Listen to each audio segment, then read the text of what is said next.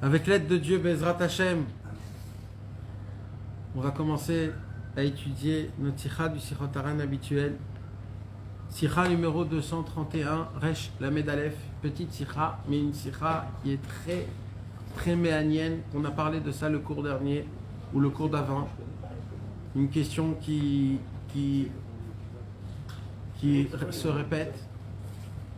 Baruch atah Adonai Eloheinu melech haolam she'akol niyeh. Amen.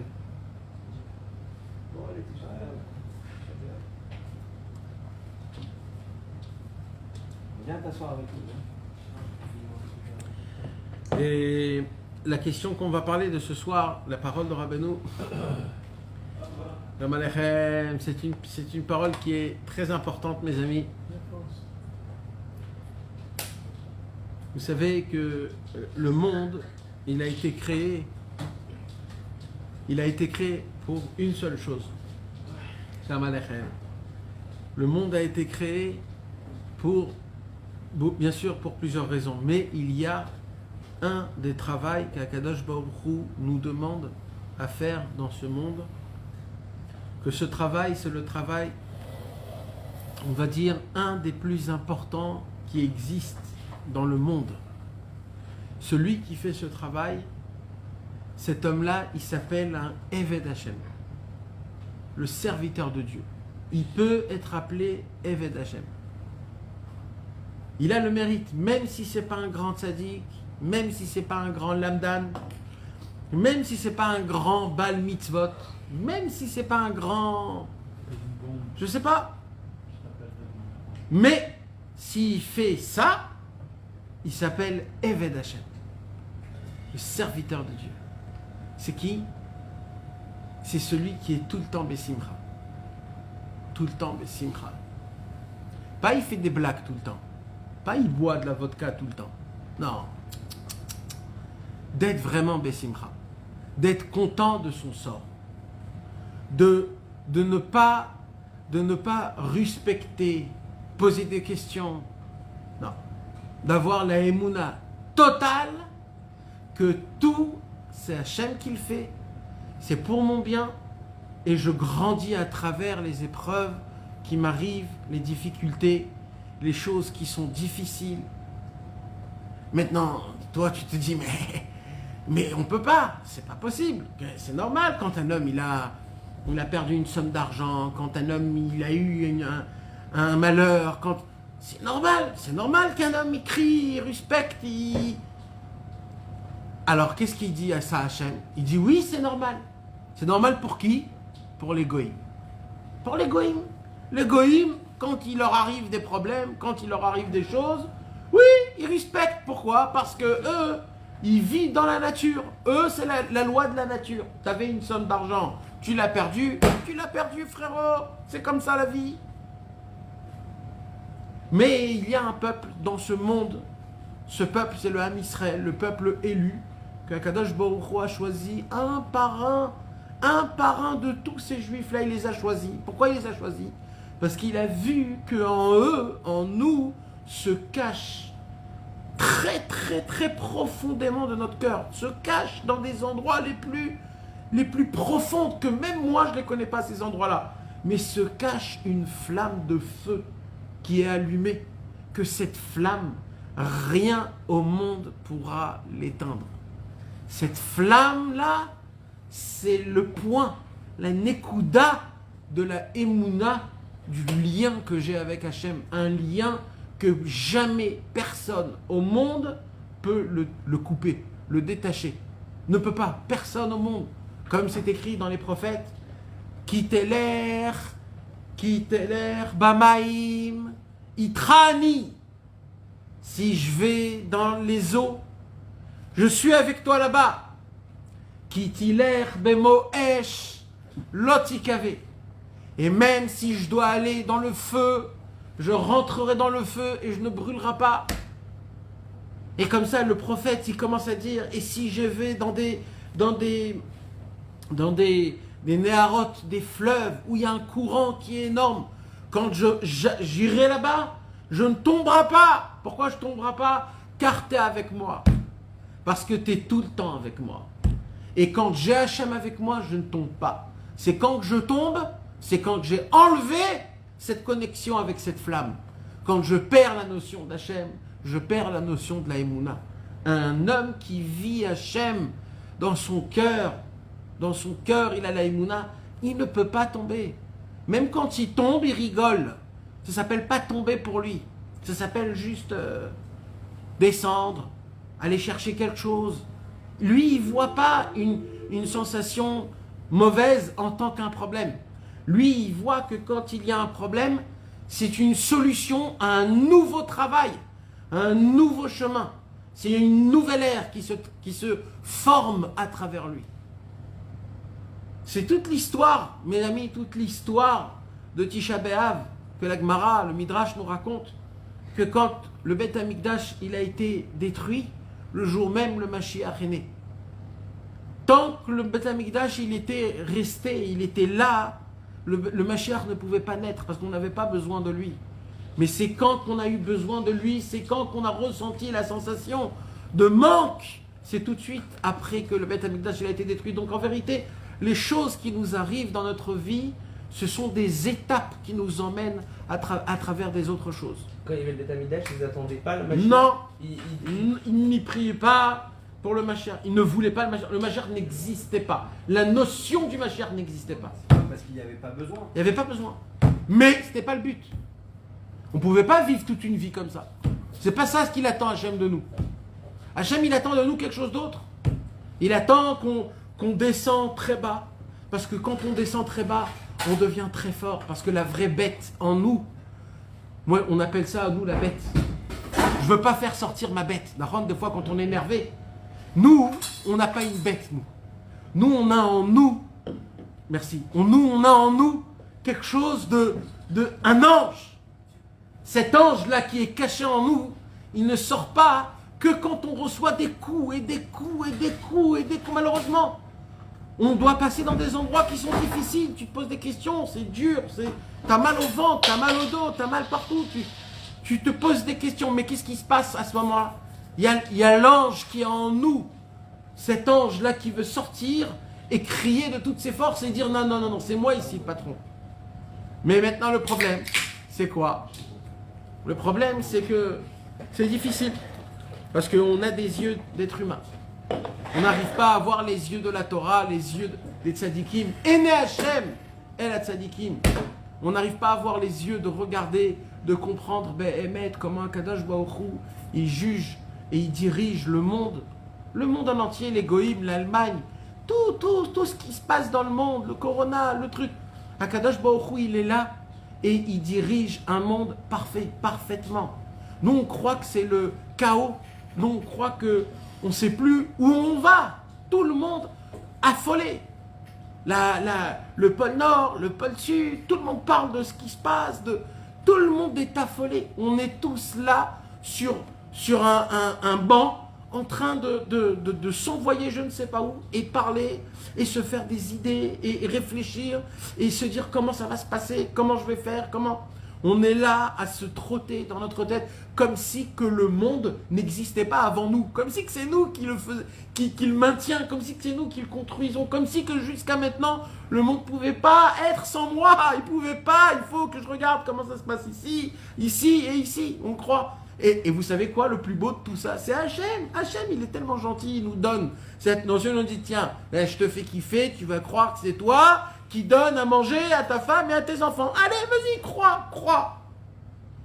Mais il faut savoir la vérité. La vérité, c'est qu'Akadosh Baruch Hu, il a créé ce monde en 6 jours, en un clinquement d'œil. Il a dit quelque chose et des choses se sont faites. Akadosh Baruch Hu regarde tout au millimètre près. Il entend, il fait, il construit, il dirige, il crée des niflaot, des merveilles dans le monde. Le monde ne va pas à la faillite. Ne croyez pas ça une seconde. Ce qu'ils disent les chachamim, soi-disant, les chokrim, comment Rabbeinu il les appelle, les chayot raot. Rabbeinu il les appelle les bêtes féroces chez Dorsim. Comment ça s'appelle Dorsim? Comment ils font le lion? Comment ils mangent le lion? Il met sa patte, il dévore, il met sa patte sur le le corps, il tue pas le corps. Normalement, les autres animaux, ils tuent et ils mangent. Les poissons, ils tuent et ils mangent. Mais le lion, lui, c'est pas comme ça. Le lion, le tigre, c'est comment eux, ils font. Eux, ils mettent leurs pattes, drissa, ça s'appelle, et ils bouffent. Il est vivant, l'agneau, il est vivant. Mais il le mange. Ça, Rabbeinu, il appelle ça qui il appelle ce genre Chayot, Raot, chez Dorsot, dans la Torah d'Alet, Chelek Bet du Likutei Moharan. Comment il appelle ça qui, Rabbeinu? Chachmei Ateva. Chachmei Ateva. Les sages de la nature. C'est qui? Les philosophies, comment ça s'appelle? Les scientifiques, les chercheurs, des gens qui ont des très grandes connaissances. On a assez parlé de tout ça. Mais je suis obligé de le répéter parce que je vais arriver quelque part.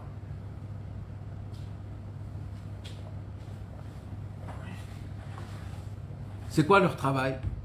Leur travail, sans que tu le saches, c'est de te faire montrer que le monde, il fonctionne tout seul. Tu n'as pas besoin de... Et toi, tu dois aider que la nature continue à être naturelle, de garder des espèces de chimpanzés, je ne sais pas d'où, et de les garder parce que c'est très grave, et de faire en sorte que le monde... Alors, il y a un peu de vérité dans tout ça, mais de là à s'affoler comme si que Hachem wa Elohim, les amis, on croit qu'on est faible, mais on est fort. On a reçu un corps faible, oui. On est descendu dans un air faible, oui. Mais on a en nous une neshama. Cette neshama, ça s'appelle en hébreu, on dit tahanat koach. Vous savez ce que c'est une tahanat koach, mes amis? Comment on appelle ça, tahanat koach? Vous savez de quoi je parle? Oui, le truc d'électricité. La maison de l'électricité, ou qui donne l'électricité partout. La centrale électrique. On a dans notre cœur une centrale électrique. C'est quoi une centrale électrique? C'est un moteur qui fait en sorte de donner presque infiniment de l'électricité pour des villes, pour des maisons, c'est infini. J'ai besoin d'électricité, pas de problème, tac, tac, tac, il vient. Stahanat quoi? Le cœur, c'est une station d'électrique qui envoie de l'électricité spirituelle, de la divinité, de la lumière dans nos membres et surtout à notre cerveau. Pour nous dire et nous déclarer et nous répéter, de crier de toutes les forces, de dire au cerveau, tiens bon, sois fort, ne t'inquiète pas, le monde est en charge, il est pris en charge. Le monde, il n'est pas efker. Il n'est pas efker. Il y a Yesh Manig Labira. Le Midrash, il raconte quand Avraham Avinu, comment il a connu Hachem, Avraham Avinu.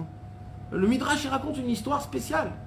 Un jour, Avraham Avinu marchait et il voit un royaume exceptionnel, grand, beau, avec plein de comment ça s'appelle, de décorations, etc. On voit Mamash en travail et il voit qu'au-dessus du royaume, il y a un incendie énorme. Le feu. Maintenant, lui, Avraham Avinu, il croit que c'est un incendie.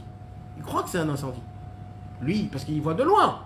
Alors, qu'est-ce qu'il voit de loin? Il voit un feu de camp, un feu. Alors, il crie, oh, il n'y a personne là, il n'y a personne pour éteindre le feu. Et là, le Midrash, il dit, Yatsa Balabira Ve'amar, Ani ou Balabira. Est sorti le propriétaire, il a dit, oh, je suis le patron.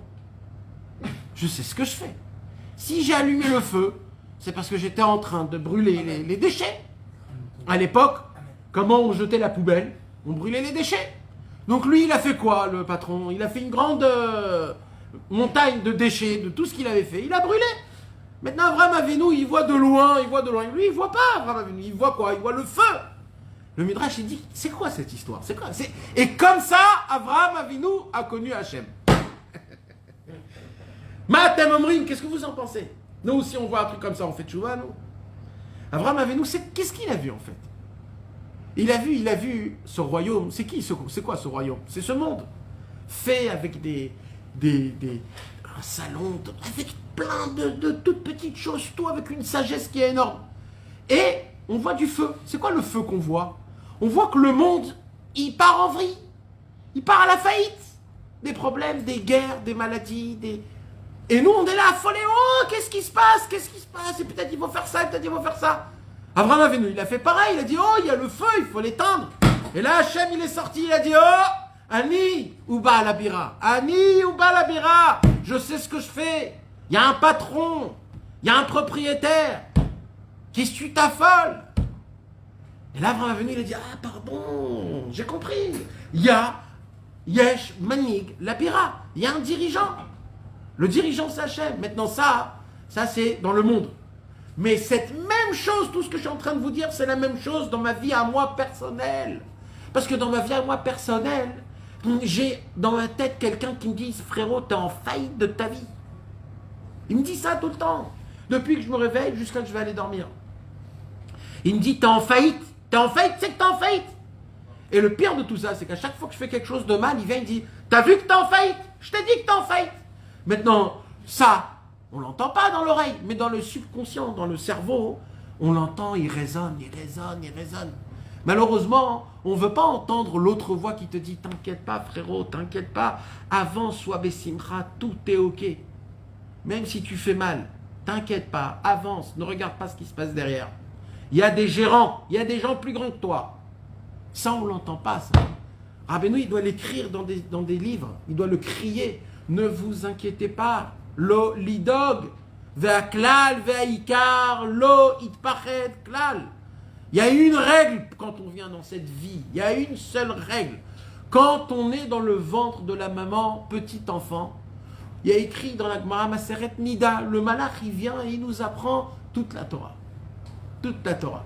Mais il y a écrit là-bas quelque chose qu'on ne comprend pas tellement. Il y a écrit quoi? Il y a écrit, il y a un nerf, une bougie au-dessus de la tête du bébé. Comme ça la Gemara dit. Il y a un nerf au-dessus de... Et l'ange lui apprend toute la Torah 9 mois. Ça veut dire quoi qu'il y a une bougie au-dessus de la tête? Ça veut dire quoi ce inyan-là? Comment on peut expliquer? Tout le monde explique la deuxième partie. Comme quoi le bébé, il apprend toute la Torah pendant 9 mois. Ça, on connaît. Mais c'est quoi ce inyan qu'il y a un nerf? Il y a une bougie au-dessus de sa tête. Rabbi Nathan, il dit, vous voulez savoir c'est quoi l'endroit d'un côté qui est le Gan Eden et d'un autre côté qui est aussi le Gehinnom en même temps. Il y a un endroit qui est et Gan Eden et le Gehinnom en même temps. En même temps. Non. Ce Monti Rabbeinu, il dit, c'est Vadaï. Voilà. C'est un autre. Mais il y a un endroit où il y a le Gan Eden et le Gehinnom en même temps. C'est quand le bébé il est dans le ventre de sa maman. Quand le bébé il est dans le ventre de sa maman, d'un côté c'est le Gan Eden. Pourquoi c'est le Gan Eden? Parce que il apprend toute la Torah, on lui dévoile tous les secrets de ce monde, et il mange, il dort, il est pris, nourri, logé, tout 100%. Mais il y a un autre problème. C'est quoi l'autre problème? C'est si le bébé lui-même il veut sortir plus vite. Il veut connaître. Parce que le bébé, quand il est dans le ventre de sa maman, il entend ce qui se passe. Il goûte ce que la maman goûte. Il vit, mais il ne vit pas. Alors il est là, il croit que sa seule vie, c'est ici. Si le bébé, il croit que sa seule vie, c'est dans le ventre, il est dans le Gehinnom. Mais s'il sait que là où il est maintenant, dans le ventre de sa maman, c'est juste pour se préparer au monde d'après, là, ce qui vit, c'est le Gan Eden. Il dit à Hachem Yitbarach, Rabbeinu, il dit, si dans ce monde-ci, tu comprends que ce monde-ci, c'est juste un chemin pour le monde futur, tu rends ce monde un Gan Eden. Mais si tu crois que ce monde-ci, il n'y a que ce monde-ci et pas l'autre monde, cette vie, c'est une vraie Gehinnom. Maintenant, je ne parle pas juste de croire. Je parle de béhémet, le vivre. De pas trop... Parce que, mes amis, quand on achète aujourd'hui une maison, on oublie un petit peu du monde futur. On veut que tout se passe comme il faut. Ouais. Alors on croit que... Sarah Batraya, Chava. Ça veut dire quoi de croire? Quand on va acheter une maison, alors on veut que ça soit comme ça, et que ça soit dessiné comme ça, et qu'il y a ici quelque chose, et de faire un truc pour... Tu commences à faire en sorte comme si tu vas habiter ici 5000 ans.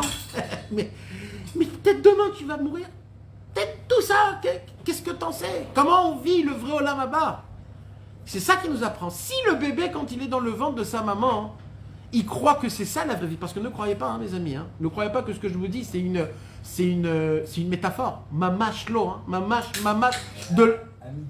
Là, ce que je vous dis, il n'y a pas plus émettre que ça. De la même façon que vous êtes là, et vous asseyez comme vous êtes assis, vous me regardez comme ça, de cette même façon, le bébé, quand il est dans le ventre, pendant en train de grandir, il a sa conscience à 100%. Et ça, même eux, ils le disent. Même les chayot raot, comment on appelle ça? Même les animaux, même eux, les chachamim, les scientifiques, même eux le prouvent. Comme quoi, le conscient, il est là. Il est là, il sent, il entend, il touche, il parle, il peut rigoler, il peut pleurer. Il est là, il croit que toute sa vie, c'est ça la vie. Il croit que c'est ça la vie. Mais si on lui apprend qu'en vérité, il y a une autre vie, c'est juste un passage, alors là, ce qu'il vit, il voit, il comprend, il sent que ben, il y a un vrai Gan Eden.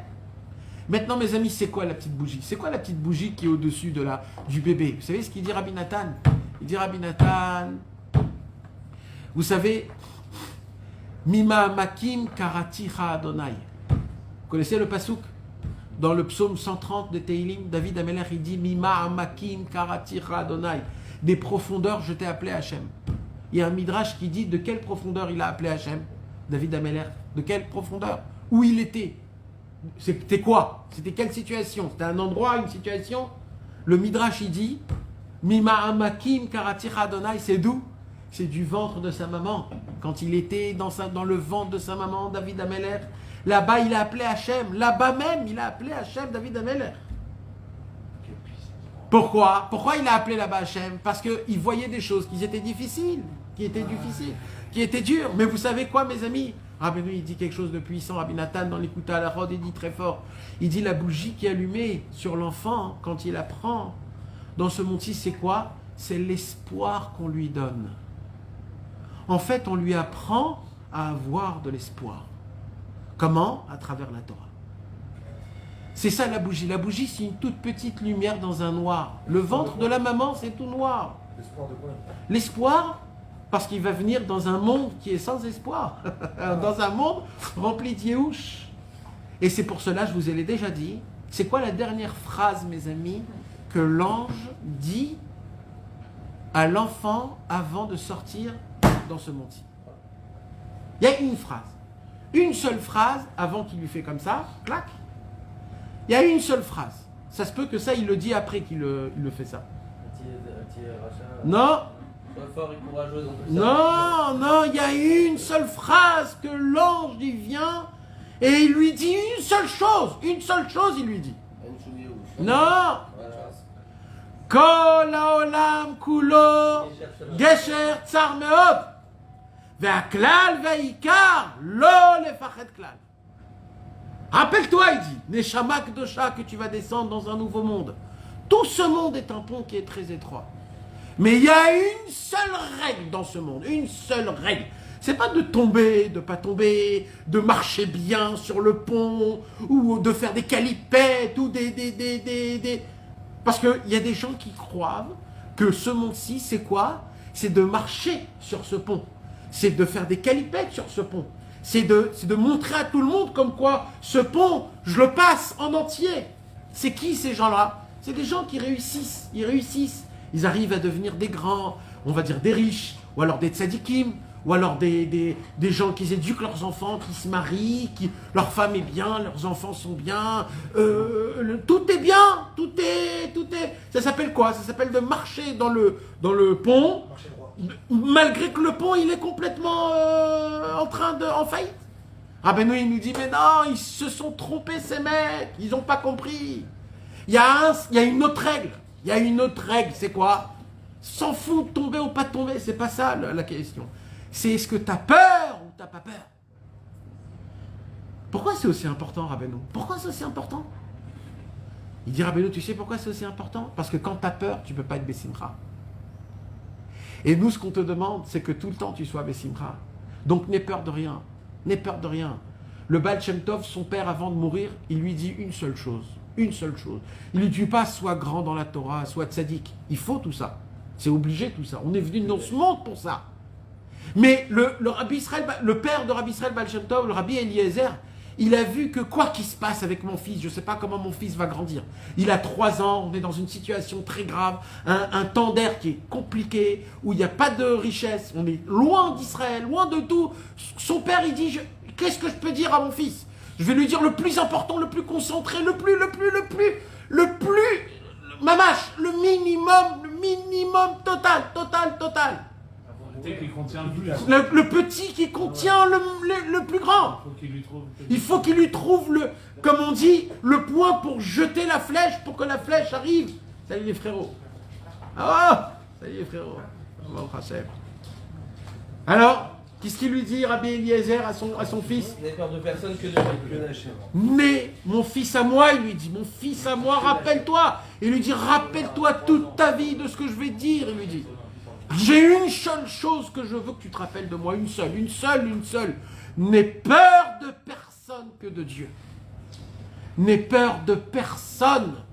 Rabbeinu, il nous a dit dans Chaye Moharan, Al titnu le'aolam le'atot otrem. Ne laissez pas ce monde vous tromper. Ki haolam hazeh mate otanu legamre. Car ce monde, il dit Rabbeinu, il nous trompe complètement. Les gamrés. Rabbi Nathan, il fait montrer dans l'écoute à la chôte que même des tzadikim se sont trompés. Même les tzadikim se trompent. Alors il dit, Rabbeinu, moi j'attends pas de vous que vous vous trompez pas. C'est normal qu'on se trompe. Mais sachez quand on vous trompe pas. Connaissez le langage du monde. Quand le monde, il vient avec une nouveauté, un nouveau film, que tout le monde parle de ce film, ou alors une sidra, comme on dit, une série, ou alors un jeu, ou alors un nouveau travail, ou une nouvelle combine d'argent, ou alors une façon de tomber dans les ta'avot avec je ne sais pas quoi. Rabbeinu, il dit, rappelez-vous de ce que je criais il y a 200 ans au plus profond de mon cœur. Al titnu laolam la tototrem.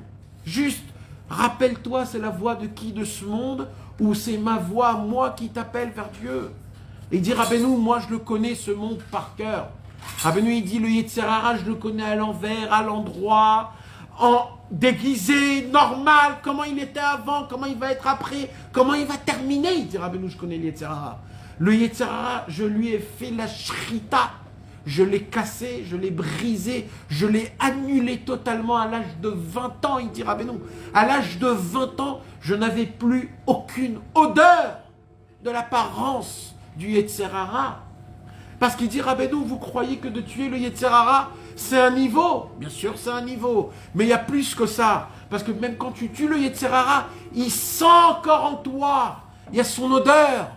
Il y a encore ces choses qui sont en toi. Même quand tu l'as tué. T'imagines déjà tuer le Yetzer Hara, quelle grandeur? Rabbeinu, il dit, c'est pas ça la grandeur. La grandeur, c'est d'enlever toutes les odeurs du Yetzer Hara. Qu'il ne reste plus rien, plus aucune empreinte. Plus rien. On dit, Rabbeinu, moi, à 20 ans, il ne restait plus rien. Plus rien du tout. Mon Yetzer Hara est devenu un malach kadosh. Je le connais par cœur.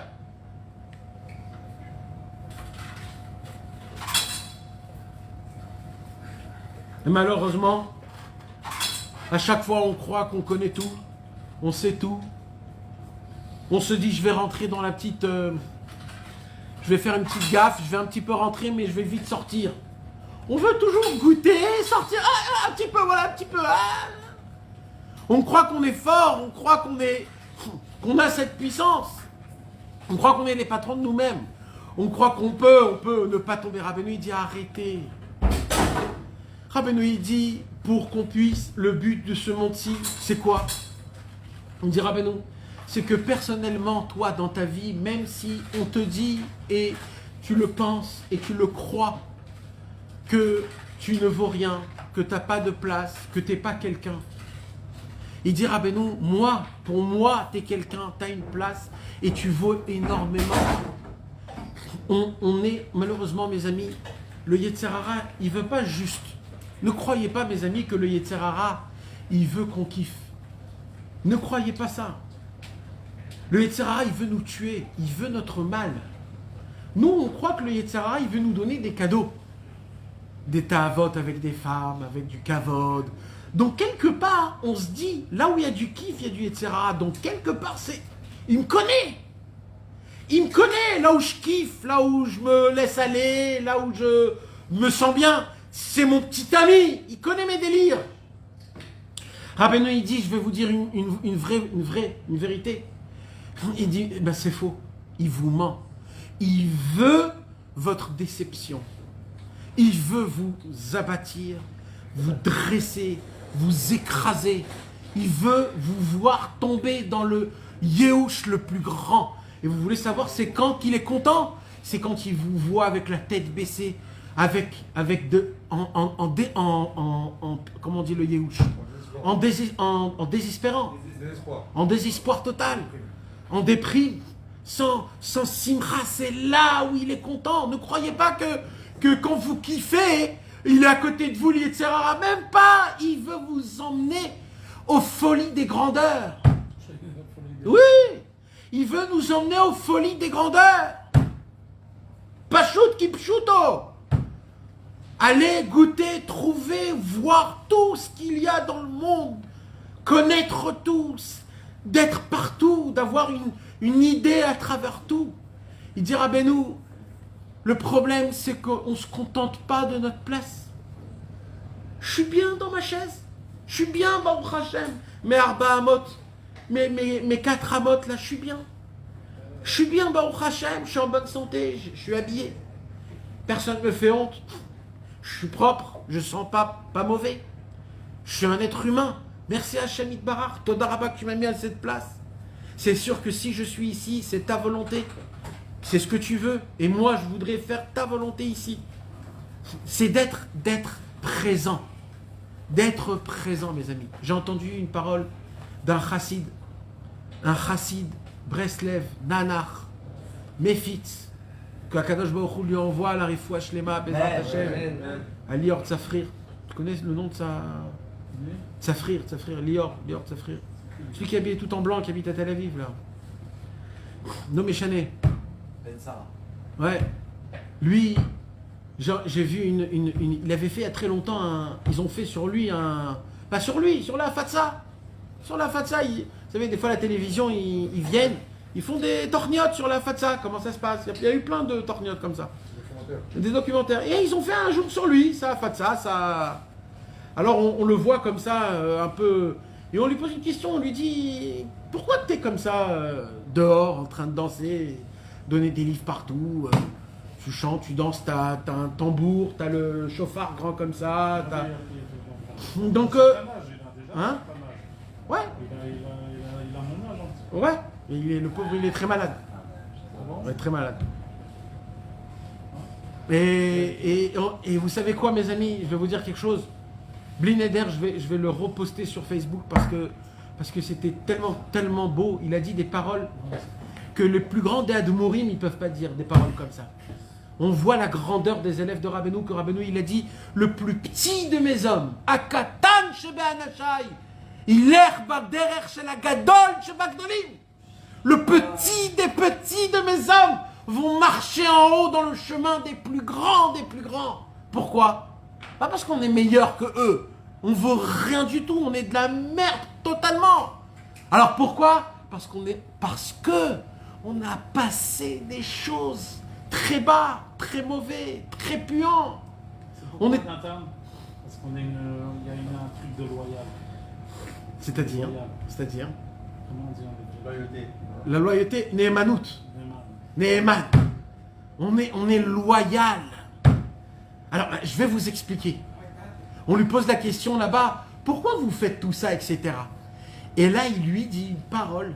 Moi, il m'a scié, j'ai entendu cette parole. Ça se peut que moi-même, je l'ai dit, ça se peut. Mais lui, il l'a dit d'une simplicité, d'une vérité. Il a dit une vérité. D'une honnêteté. Ouais, il a senti. Il ne s'est pas préparé avant. Il lui a posé une question, il lui a répondu sans réfléchir, le mec. Qu'est-ce qu'il lui a dit? Il lui a dit, tu sais, quand j'ai fait tchouva, je suis allé voir des chassidim, des admourim, et ils m'ont tous parlé que maintenant c'est pas bien et plus tard ça sera bien. On parle, maintenant c'est dur, bientôt Mashiach viendra. Maintenant je suis un rachat, bientôt je deviendrai peut-être un tzaddik. Si je fais ça, je deviendrai un tzaddik. On me dit, pour l'instant c'est compliqué, difficile, mais Bezrat Hashem, Dieu il va m'apprendre que ça sera bien, Hashem Yahazor. Comme tout le monde dit, Hashem Yahazor, Hashem Yahazor. Dieu aidera, Dieu aidera. Il dit, quand je suis arrivé chez Rabbeinu, il m'a dit, Arshav Beseder. Rabbeinu, il ne m'a pas dit plus tard, après, il m'a dit, Rabbeinu, d'abord comprends que maintenant, Metsuyan, pas Beseder, Metsuyan, t'es au top. Mais pourquoi? Comment ça? Comprends, sache que maintenant, comment tu peux arriver à une compréhension pareille? Quand tu comprends que c'est Hachem qui fait tout, qui manigance tout, il dirige tout, il le fait pour ton bien, pour te grandir, pour te rendre meilleur. Toi, tu crois que tu comprends quelque chose, tu comprends rien. Vous savez, mes amis, moi, aujourd'hui, j'ai eu une asaga, pshuta, j'ai vu un truc et je me suis dit, mais c'est fou. Vous savez, les magiques, les magiciens, d'accord, les magiciens aujourd'hui, les grands magiciens, ils arrivent à faire des choses, tu sais pas comment ça arrive, d'accord? Ils font quoi? Ils font quelque chose que toi tu crois que c'est comme ça et d'un coup ils te l'enlèvent ou alors ils font... En vérité, mes amis, on sait tous que la magie n'existe pas. En gros, en général. D'accord? La magie n'existe pas. Donc en vérité, c'est quoi d'être un magicien aujourd'hui? C'est une illusionniste. Ça veut dire quoi? En gros, moi je fais tout pour que tu regardes cette main, mais sans que tu saches, moi dans cette main, je prépare le tour. En fait. D'accord? Plus tu arrives à faire en sorte que cette main, elle soit, les yeux y sont attirés, plus moi, avec ici, je peux agrandir cette magie. D'accord? Sachez, hein, mes amis, je vous le tamponne. Dieu, c'est le plus grand magicien du monde. Dieu, il emmène des choses dans le monde. Corona, l'Allemagne, l'Italie, en Amérique, des choses, des trucs qui se passent. Pourquoi? Pour que nos yeux soient attrapés sur la grande chose. Le corona, le truc, ça, et t'es là, oh là là, oh là là. Mais ce que vous ne savez pas, c'est que derrière ça, Akadosh Baruch Hu, il a le sheket, comme on dit, comment on peut dire ça? Il a le silence, voilà, la tranquillité pour faire ce qu'il a besoin de faire sans qu'on l'embête. Et nous, qu'est-ce qu'on veut dire? Ouais, mais comment? Mais c'est pas possible. Mais mon frère, c'est ça la magie. Tu ne pourras jamais découvrir ce que lui te fait là. Pourquoi? Parce qu'il y a quelque chose d'autre là-bas. Akadosh Baruch Hu, lui, il te fait ça parce que derrière, il y a des choses qui se passent. Il y a des trucs qui avancent. Et nous, on est affolés parce qu'on croit qu'il y a un binyan qui s'est éclaté. Mais tu sais pas que derrière les choses qui se sont arrivées. Le problème, c'est quoi? C'est qu'on s'arrête à ce qu'on voit. Mais c'est ce que là, Rabbeinu, il nous dit. Vous savez, c'est quoi un grand juif? Un Eved Hashem. C'est quoi un Eved Hashem? Un Eved Hashem, c'est un homme que malgré tout ce qui se passe dans le monde et personnellement dans ma propre vie, tout ce qui se passe à Kol En Od Milvado, tout vient d'Akadosh Baruch Hu. T'as rien besoin de faire, t'as juste une chose à faire, quoi? Avoir la Emouna et d'être Bessimcha. Je m'excuse, je vais le dire, je vais le répéter, parce qu'on ne comprend pas. Je vous promets, si on rentre cette parole-là dans notre cœur, notre vie change. Je vous le promets, mes amis. Je sais que je suis un nul, je ne peux rien promettre, qui je suis pour promettre. Mais c'est pas moi, c'est Rabbi Nathan qui l'écrit dans l'Ikuta Alachot, Ilchot, Mincha, Tfilat Mincha. Je vous l'ai dit plusieurs fois, le l'Ikuta Alachot, où Rabbi Nathan, il dit que Rabbeinu, aujourd'hui, mes amis, comme Al-Pi Ashgara dans le Chok Breslev d'aujourd'hui, non, dans mon Seder de Halim Litroufa, j'ai lu aujourd'hui une parole, je suis obligé de vous la lire. C'est une parole qui est connue dans Breslev. Mais de la lire de nouveau, ça donne une pêche, les gars. Mais une pêche. Alors là, ça te remet au calme. Ça te remet au calme. Et quand tu lis, qu'est-ce que ça... Oh, qu'est-ce que tu respires, purée. T'as envie de te... Oh là là là là. Il fallait le dire, ce truc-là.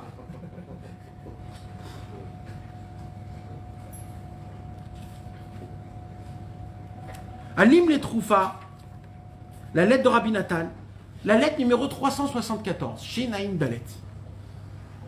Rabbi Nathan, il dit à son fils, il le renforce, il le renforce, il le renforce. Et apparemment, il voit qu'il a besoin plus de renforcement parce qu'il ne lui donne pas de solution à des problèmes. Il le renforce au lieu de donner des solutions à des problèmes. Alors Rabbi Nathan, il veut lui faire comprendre à Rabbi Yitzhak que si tu n'es pas un homme, eh ben sois un homme. Prends-toi sur toi-même, comprends, je vais te dire des choses et reçois. Écoutez bien ce qu'il dit.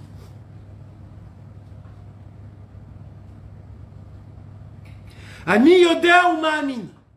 Chaque mot, il faut être précis, à une précision de folie. Ani yodea ou ma'amin. Là, il a dit les deux mots. Yodea, c'est quoi? Savoir. Savoir, c'est quoi? C'est une certitude. Quand je sais quelque chose, c'est 100%. C'est pas... Donc, Ani Yodea, c'est une certitude de 100%. Mais comme ce que je vais dire là, c'est plus que 100%, donc je ne peux pas dire je sais. Donc, Ani Yodea ou Ma'amin. Je sais et je crois. Les deux en même temps. Behemet. Vous savez, quand on dit Behemet dans la Gemara, c'est quoi Behemet? Quand on dit Behemet à Torah, c'est quoi Behemet à Torah? Les Français, ils disent ça tout le temps, d'accord? C'est quoi quand on dit Behemet à Torah?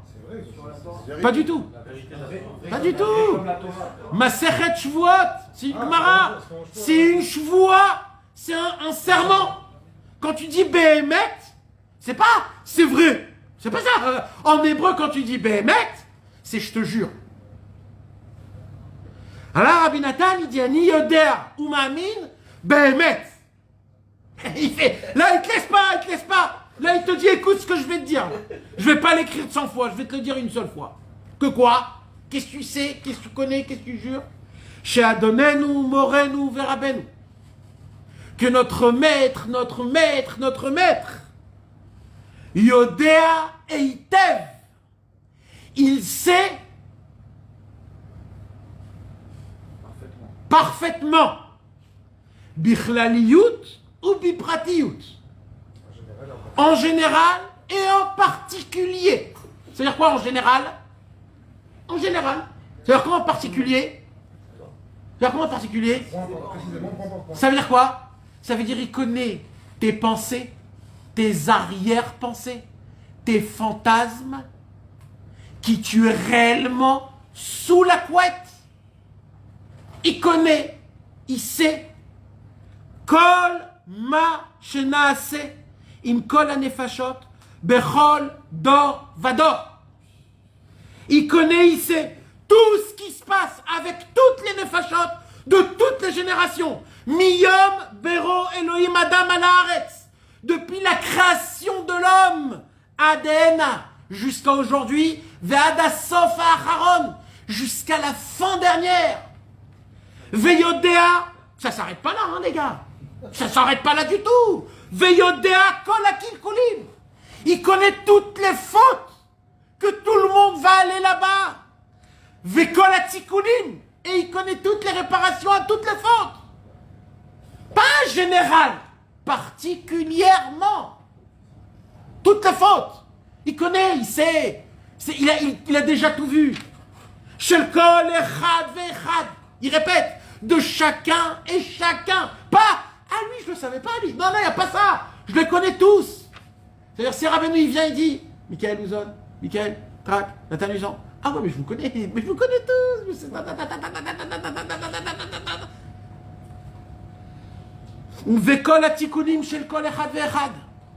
Il connaît les réparations de chacun et chacun. Mais là, c'est le feu d'artifice. Et toutes ces connaissances-là, c'est rien du tout pour lui. C'est même pas à son niveau. Ça, c'est juste quand il éternue. Oh shit, voilà, il a tout fait. Il a tout fait. Davar Katan, c'est Davar Katan. Nathan qui dit ça. Oui, Nathan, Ali Metroufa. Je jure ça. J'ai entendu ça. Pourquoi? Qui siga sagot et l'okut. Parce qu'il a atteint des perceptions divines. Shei efshar litfos bemarshava klal. Il a atteint des perceptions divines qu'on ne peut pas Pas d'en parler. Parler, c'est rien du tout. Même d'y penser, tu ne peux pas. C'est comme je te dis, t'aperçois la grandeur des étoiles une à côté de l'autre. Tu te dis, bah je peux pas, c'est tellement loin. Quel numéro ça? Shinaïn Dalet, 374. Pourquoi je vous dis tout ça, mes amis? Parce que dans le Likuta Alachot, Ilchot Filat Mincha, il y a écrit que Rabbeinu, il a déjà fait plus que ce qu'il y a écrit ici.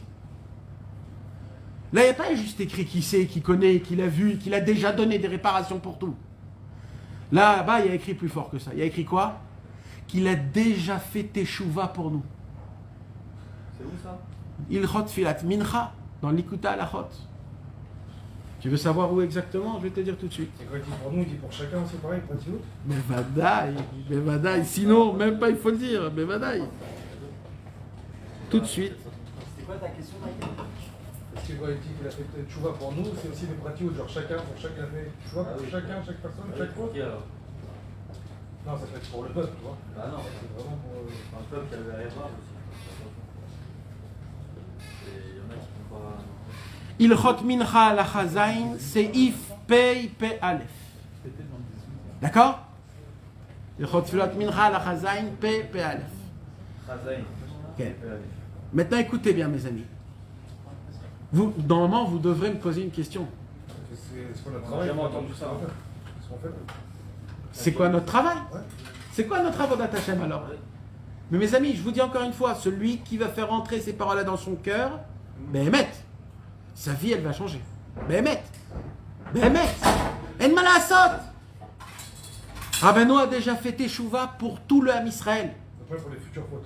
Mais pour le futur, il y a écrit là-bas jusqu'à la fin de tous les temps. Pour tout le monde. Alors ça ne veut pas dire Chas Shalom que nous on ne doit pas faire Teshuvah. Parce que dans la Torah il y a écrit c'est qui doit faire Teshuvah? Le fauteur. Mais il faut savoir que j'ai une galgal spare, comme on dit. J'ai une roue de secours. La roue de secours, c'est que Rabbeinu, dans le compte, il fait en sorte qu'il n'y a pas de dégâts. Mais toi, conduis-toi comme il faut. Alors c'est quoi mon travail alors? Et là, tu pètes un câble. Rabbeinu, il dit, donc, ce qu'il y a à faire, c'est quoi? Et là, juste c'est pour cette Chassidim qui dit ça, ou pour tout le monde, Tout le monde en entier. Et plus que ça, il dit Rabbi Nathan, même pour les goïms.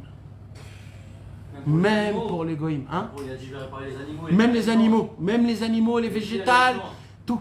Mais on n'a pas le droit de dire des paroles comme ça. On n'a pas le droit. Parce que ça s'appelle de donner des cadeaux à des gens qui ne savent pas. Pas Chas v'Shalom parce que vous êtes des gens. Nous, on est des gens qu'on ne comprend pas ce cadeau qu'on a de Rabbeinu. On ne comprend pas. On est mes alzel dans les torotes de Rabbeinu. Quand Rabbeinu il dit Aniouj Baolam Klal. Mais tu sais à qui t'as affaire. Tu crois que quand Rabbeinu il a dit une parole, il était assis comme ça en train de fumer? Rabbeinu il crachait du sang, des litres de sang, il a pleuré. Il était dans la voie d'Hachem, il suppliait Hachem de sauver le monde. Faut pas être mésalzel dans les paroles de Rabbeinu. Chaque parole de Rabbeinu, c'est une lumière qu'on ne peut pas comprendre. Alors, c'est quoi notre travail, alors? C'est quoi notre travail? C'est de la folie. Juste de vivre Bessimcha. C'est que ça, le travail. Dans ta vie, tu vas passer des moments difficiles, des moments moins difficiles, puisque tout est déjà... Le tzadikim, ils ont déjà fait tes choix pour tes fautes. Donc, toi, ce que tu dois faire, c'est de vivre que Bessimcha. De chanter, de danser, que tu as un tzaddik, que derrière toi, il rattrape toutes les balles que toi tu fais tomber. Toi tu crois que les balles, ils tombent du ping-pong, mais ce que tu sais pas, c'est que Rabbeinu, il est là, il les attrape toutes les balles. Donc quoi, à 120 ans, on va monter tout blanc? Non, ça c'est que si tu vis Be'emouna avec les conseils du tzaddik, oui, tout sera blanc. Rabbeinu, c'est pas que tout sera blanc, non. Ce que tu as fait, t'as fait. Mais Rabbeinu va te prendre, il va te dire, cette ardoise, elle m'appartient. Moi, je vais la prendre. Ça, Rabbeinu, il va te le faire. Oui, il couvre Rabbeinu. Il est là, c'est un garant. Rabbeinu, c'est un garant.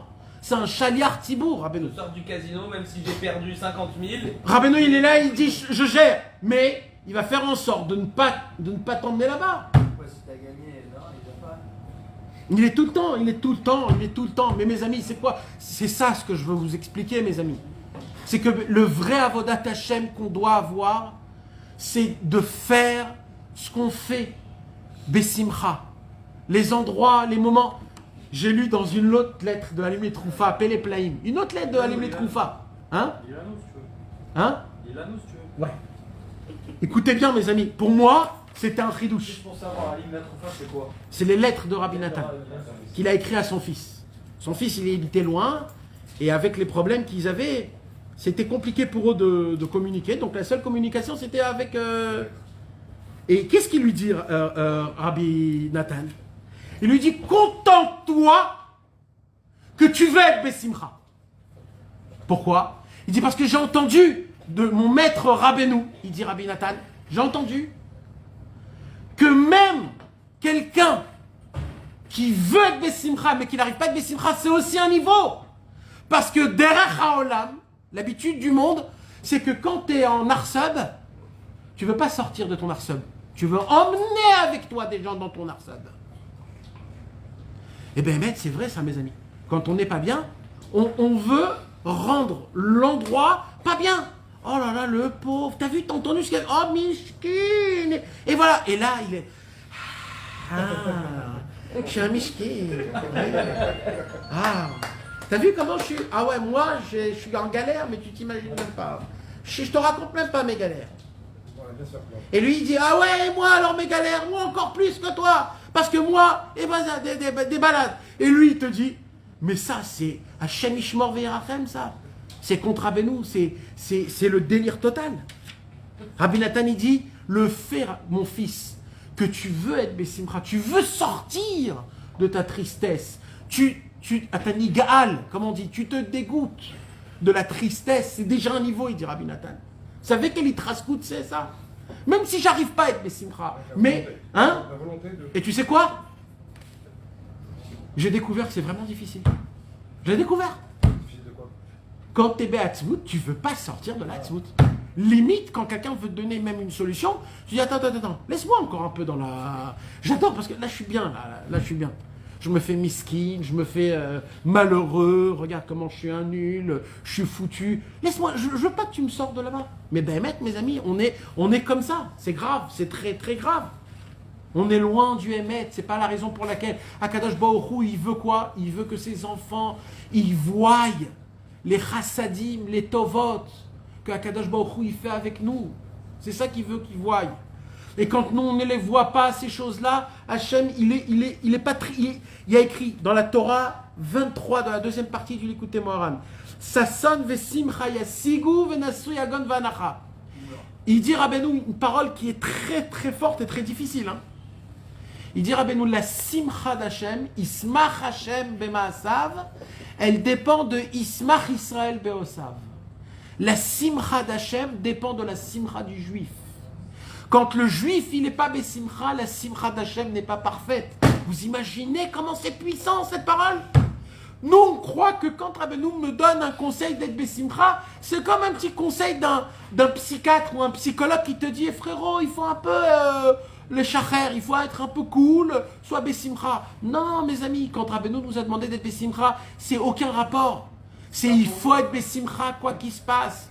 Moshe Rabbeinu, Rabbi Meir Balanès, le plus grand des plus grands et le plus petit des plus petits, d'être content, d'appartenir à Hachem, d'être juif, d'avoir un lien avec la Torah, les tzadikim, Eret Israël et la Torah, c'est ça notre joie qu'on a imprimée dans notre corps, la Brit Mila d'Avraham Avinu, qu'on est là et qu'on va le faire à nos enfants, qu'on fait Yom Kippour, qu'on veut se rapprocher de la Torah, on veut voyager chez les tzadikim, on donne notre maaser, on met un tzitzit, une kippa. C'est de ça que je dois être Bessimcha. Que je ne lâche pas tout, que tout instant je peux descendre en France, enlever ma kippa et faire tous les délires du monde, mais je reste en Israël parce que je veux servir Hachem. C'est ça la simcha. Combien il faut le répéter? Il ne faut pas l'oublier tous les jours. Rabbeinu il dit c'est comme ça qu'on va être Bessimcha parce que le but de tout, c'est que malgré quoi qu'il se passe, c'est d'être Bessimcha. Pour être Bessimcha, il faut apprendre à se satisfaire de ce qu'on a. Oui, ça s'appelle la Emouna. Emouna Vesimcha, on a fait plein de cours dessus. C'est toujours la même chose. Si tu as la Emouna, t'es Vesimcha. Mais, mes amis, il y a un mais. Il y a un mais. Sur tout ce que je viens de parler, il y a un mais. C'est quoi le mais? Le mais, c'est qu'il y a écrit dans des livres, et même Rabbeinu, il parle. Quand un homme, il faute, il ne peut pas être Bessimcha qu'il a fauté. Il ne peut pas. Il n'a pas le droit. On nous demande à nous, quelque part, d'être triste. D'être triste du mauvais chemin que j'ai pris, que de la faute que j'ai fait. C'est écrit dans les livres. C'est écrit dans la Gemara, c'est écrit dans les Midrashim. C'est écrit partout.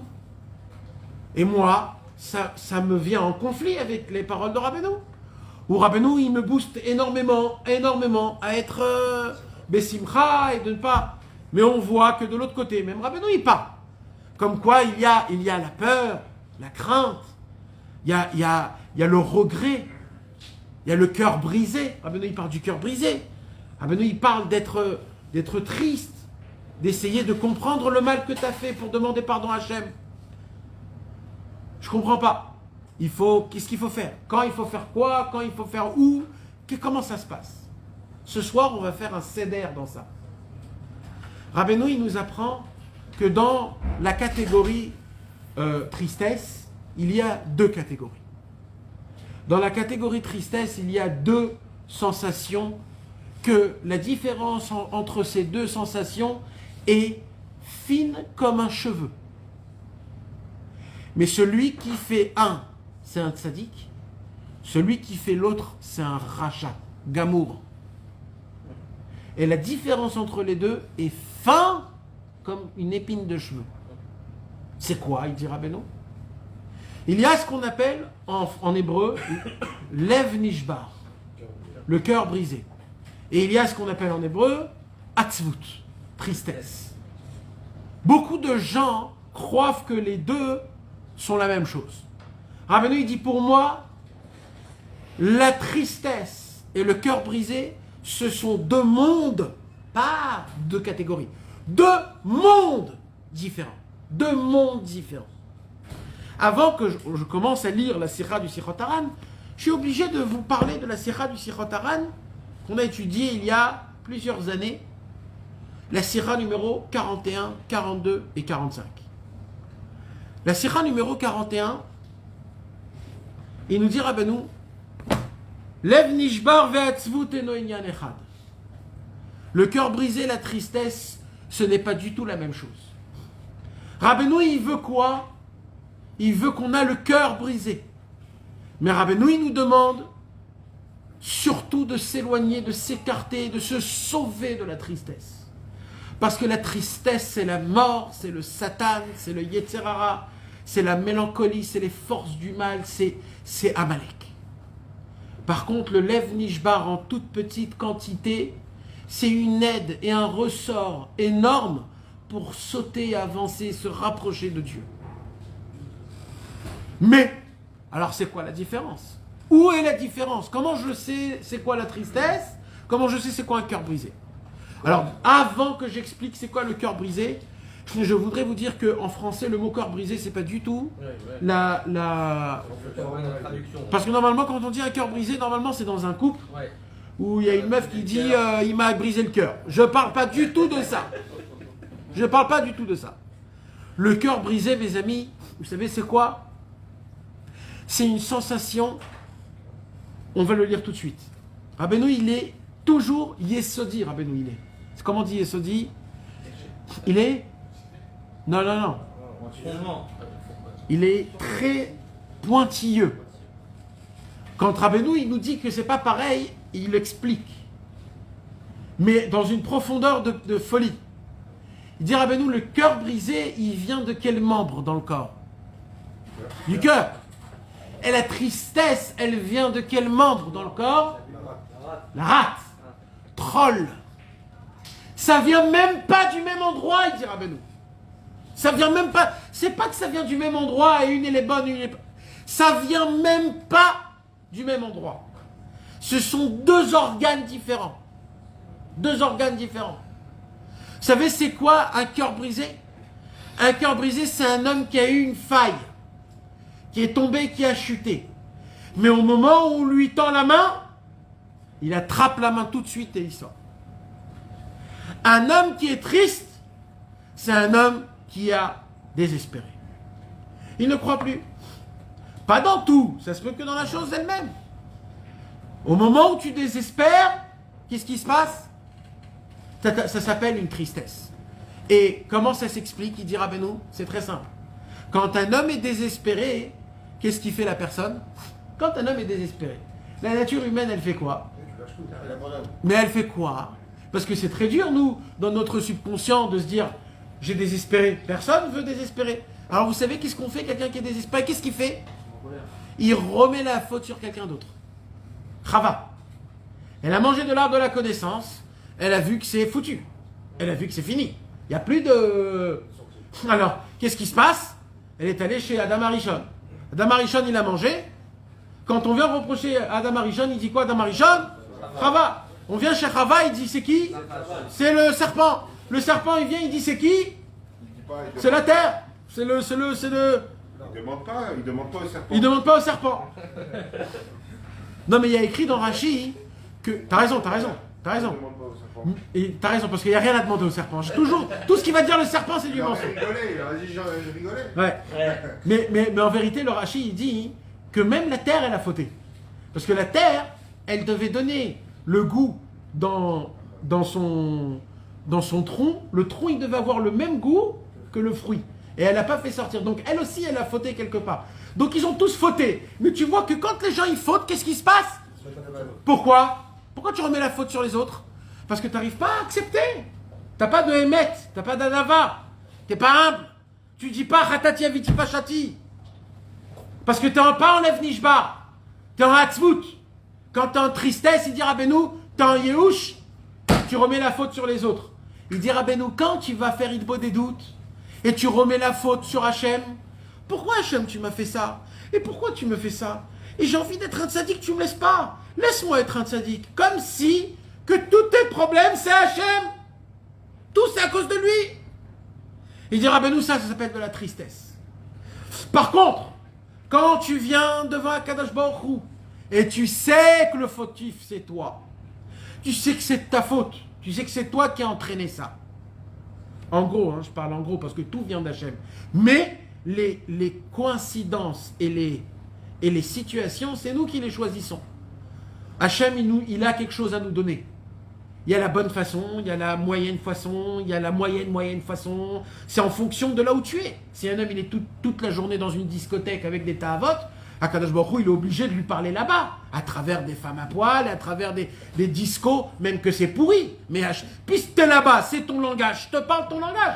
Maintenant, la même chose, si un homme il est dans un Beth Midrash, il a le même langage, mais d'une façon plus propre. Mais Hachem, c'est pareil partout, donc tout c'est Hachem. Mais, quelque part, ça dépend de nous, le fait de la façon de comment Hachem... D'accord? Donc, mes amis, c'est qui a fauté? Quand un homme, il comprend que c'est moi qui a fauté. C'est moi qui ai emmené Hachem dans des endroits mauvais. J'ai obligé Akadosh Baruch Hu à me parler un certain langage qui est un peu difficile, un peu dur. Quand je sais que c'est moi le fautif, il dit Rabbeinu, ça s'appelle du Lev Nishbar. Un cœur brisé. C'est ça le cœur brisé, il dit Rabbeinu. C'est un homme, il sait que c'est lui le fautif. Et quand il s'adresse devant Hachem, parce qu'on est dans le pérec de Hitbo des doutes, là les gars. Là on parle dans l'Hitbo des doutes. C'est quoi l'essentiel travail de Hitbo des doutes? L'essentiel travail d'Hitbo des doutes, d'abord, je ne parle pas de le travail que je dois faire. Je parle de la sensation, pardon. C'est quoi la sensation, l'essentiel? Et Rabbeinu nous parle de quoi? Surtout, c'est Lev Nishba. 1 heure, Rabbeinu il dit, je vous interdis et je vous demande. Pas plus que 1 heure de Lev Nishba. Pas plus. Pourquoi il dit Rabbeinu? Il dit parce que quand tu restes un petit peu dans le Lev Nishbar, plus que ce qu'il le faut, tu glisses tout de suite dans la Hatzvout. Il dit Rabbeinu, comment je peux avoir un Lev Nishbar? Parce que apparemment, le Lev Nishbar, un cœur brisé, c'est... Moi j'ai essayé, mes amis. Et sans que je le veuille, quand je parle à Hachem, je remets à Hachem mes problèmes. Sans que je le veuille. Et je découvre qu'en fait, je suis dans une tristesse. Je suis dans un yehush. Sans que je fais attention. Ça se fait tout seul. C'est pour ça que c'est tellement important de parler dans l'Hitbo des doutes, parce que toi-même, tu découvres à travers ta conversation qui tu es bête. Et d'un coup, quand tu veux te proposer un problème qui est dans ton cœur, tu te vois proposer le problème un petit peu comme si en disant Hachem, pourquoi tu me fais ça? Mais c'est faux. C'est complètement faux. C'est pas ça du tout le Inyan. Hachem, il est bien, il est au top, il est tout comme il faut. Il y a juste un problème dans ta tête que tu n'arrives pas à comprendre les choses. Tu crois que tout ça à travers, c'est toi le problème. Comprends. Aide de la Hanava, baisse ta tête devant Hachem Itbarach. Dis Hachem Melech, Hachem Malach, Hachem Imloch, Leolam Vaed. C'est lui le Dieu, c'est lui le patron, c'est lui le gérant. Il a des tzadikim, les tzadikim, ils sont là pour nous enlever les dinim, les problèmes. Ils sont là, ils font leur travail à la perfection. Et les forces du mal n'ont pas de force sur les forces du bien. Les forces du bien, Rabbi Israël, il a répété dans le Ibé Anachal des dizaines de fois qu'aujourd'hui, il n'y a plus de combat entre les forces du mal et du bien, il n'y a plus de combat. Le combat, il est terminé depuis que Rabbeinu il est venu dans le monde, il a enlevé le mal. Avec Azamra, avec Mitzvah Gdola Liot Besimcha Tamid, avec Kol Haolam Kulo Gesher Tzar Meod, avec Imatama Amin Sheyecholim Lekalkel, Tamin Sheyecholim Letakel. Il a pris le Yetzara, il a crevé les deux yeux, il lui a enlevé les oreilles, il lui a donné un coup de poing dans sa bouche, il lui a cassé tous ses dents, il lui a enlevé ses mains, ses pieds, il a déchiré son ventre, il ne reste plus rien. Il ne reste plus rien. Il y a une fameuse histoire. Une fameuse histoire avec un des élèves de Rabbeinu, un riche. Rabbeinu, il avait des élèves riches. Il avait comment on dit, une Raboura, une équipe d'élèves de Ovdei Hashem, une équipe d'élèves de Baalei Masaou Matan, des travailleurs qui gagnaient plein d'argent, et des businessmen. Et il y avait les Anashim Pshutim, les gens simples. Et maintenant, même les businessmen, c'était des tzadikim, hein, les gars. C'était des vrais tzadikim, mamash. Chatzot, ils boivent des doutes toutes les nuits. C'était pas des businessmen d'aujourd'hui. C'était des vrais Ovdei Hashem Itbarach, mais eux, ils travaillaient. Et un jour, je ne me rappelle plus son nom, Rabbi Dovber ou Rabbi Abba, je ne me rappelle plus, il a acheté une coupe en or, l'Irvod Rabbeinu, en or, Zav, Gavia Mizav, en or. Il a acheté une coupe en or, l'Irvod Rabbeinu, pour donner une matana à Rabbeinu. C'est un cadeau, il y a écrit dans Sefer Hamidot, celui qui achète un cadeau au tzaddik, c'est comme si qu'il apporte des bikurim. Celui qui fait de la simcha au tzaddik, qui fait la simcha dans le ciel. Plein de choses il y a écrit quand tu fais un cadeau au tzaddik. Et lui, il est comme un élève. Il s'est dit, je vais venir chez mon rave, je vais lui donner un cadeau. C'est normal, c'est comme ça qu'il faut. Il lui a acheté une coupe. Puis il lui a coûté très cher. Et il voulait voyager chez Rabbeinu. Il y a eu des déluges qui sont tombés. Des déluges qui sont tombés. Le mec qui lui a payé, il lui a dit, écoute, je te rends l'argent, je ne peux pas t'emmener chez le tzaddik. Il lui dit, je t'en supplie. Il lui dit pas, il n'y aura pas. Il y a de la boue, mon cheval va se fatiguer, il va crever. C'est toute ma parnassa, je te prends pas. Je te prends pas. Et lui, il ne savait plus quoi faire. Bientôt, le kibbutz, c'est bientôt. Comment je vais faire pour arriver? Il va chercher à droite, à gauche, à droite, à gauche, à droite, à gauche. Bah, sauf il trouve quelqu'un qui est malade, un cheval malade, avec une calèche qui était en train de... Médaldel, qui était en train de complètement de... Et lui, il lui a dit, écoute, moi je sais pas quand on va arriver, mais moi je suis prêt à te prendre. Il lui a dit, ok, il lui a dit, mais pour ça, il faut de l'argent. Il lui dit, quoi de l'argent? Ton cheval est malade, ta calèche, elle est complètement cassée, tu ne dis même pas quand on va arriver, tu veux recevoir de l'argent? Il lui a dit, écoute, j'ai vu une petite coupe en or là-bas. D'abord ça, tu me la donnes. Et en plus de ça, je veux de l'argent. Sinon, je ne peux pas te prendre. Il a essayé de chercher autour, il a vu qu'il n'y a personne. Bassoff, il n'a pas pu prendre son fils parce qu'il n'y avait pas de place pour son fils. Il était déchiré. Il a donné sa coupe en or à ce monsieur-là. Et vous savez quand il est arrivé, ce monsieur-là? Il n'est pas arrivé pendant le kibbutz. Le kibbutz est terminé. Ils étaient tous avec Rabbeinu. Ils ont tous entendu la Torah de Rabbeinu du Likutei Moharan. Ils sont tous fait une fête de folie. Et on a un qui est arrivé Motzei Chag, avec une tête par terre, mouillée jusqu'aux os. Tout est terminé, arrivé comme ça. Mais comme Rabbeinu, c'est le patron, Rabbeinu, il a fait le kibbutz maintenant. Il a rapporté tout le monde. Il les a assis tous. Et lui, il avait honte. Donc il s'est assis où? Au fond de la table. Et là, Rabbeinu, il le regarde comme ça, et devant tout le monde, il dit, raconte ton histoire. Et lui, il avait très honte. Il s'est dit, Rabbeinu, il me dit ça parce que j'ai pas tenu, je devais pas donner ma coupe en or. J'ai pas tenu le Nisayon, il fallait que je me bats. Donc lui, il croyait qu'en fait, c'était une Torah, il croyait que Rabbeinu lui faisait une remontrance. Mais il n'a pas compris, en fait, que c'était l'inverse. qui voulait montrer à tout le monde la puissance. Il a donné la coupe, le cadeau qu'il voulait donner au Rabbeinu, il a donné un goy pourri. Et quand il a raconté ça, Rabbeinu, il a dit, avec cette coupe-là, je vais sortir les deux yeux du Yetzer Hara. Donc les deux yeux, Rabbeinu les a sortis. Dans Korveor, Rabbeinu, il a dit, ça y est, dès maintenant, mes élèves, quand ils feront une faute, ça sera sans mains et sans pieds. Donc les mains, les pieds et les yeux, Rabbeinu les a complètement enlevés. Rabbeinu, il a dit, celui qui étudie le Likutei Moharan et qui entend les paroles qu'il dit, grâce à ça, il est métaher, il rend l'air pur, beprina du niveau avir anach va'azar, de l'air pur à travers les oreilles. Ça répare les oreilles. Dans la Torah 21 ou 20, Rabbeinu il dit Be'alotra et Tanerot, Yahiru Shiva Tanerot. Shiva Tanerot, c'est les 7 orifices, c'est les 7 trous qu'on a dans la tête. Rabbeinu il a dit j'ai enlevé tout le Yetzer Hara, il ne reste plus rien du Yetzer Hara. Plus rien, il n'y a plus rien. Il n'y a plus rien. Je vous demande une seule chose, croyez-moi, vous vivez dans un circuit que vous croyez que vous vivez.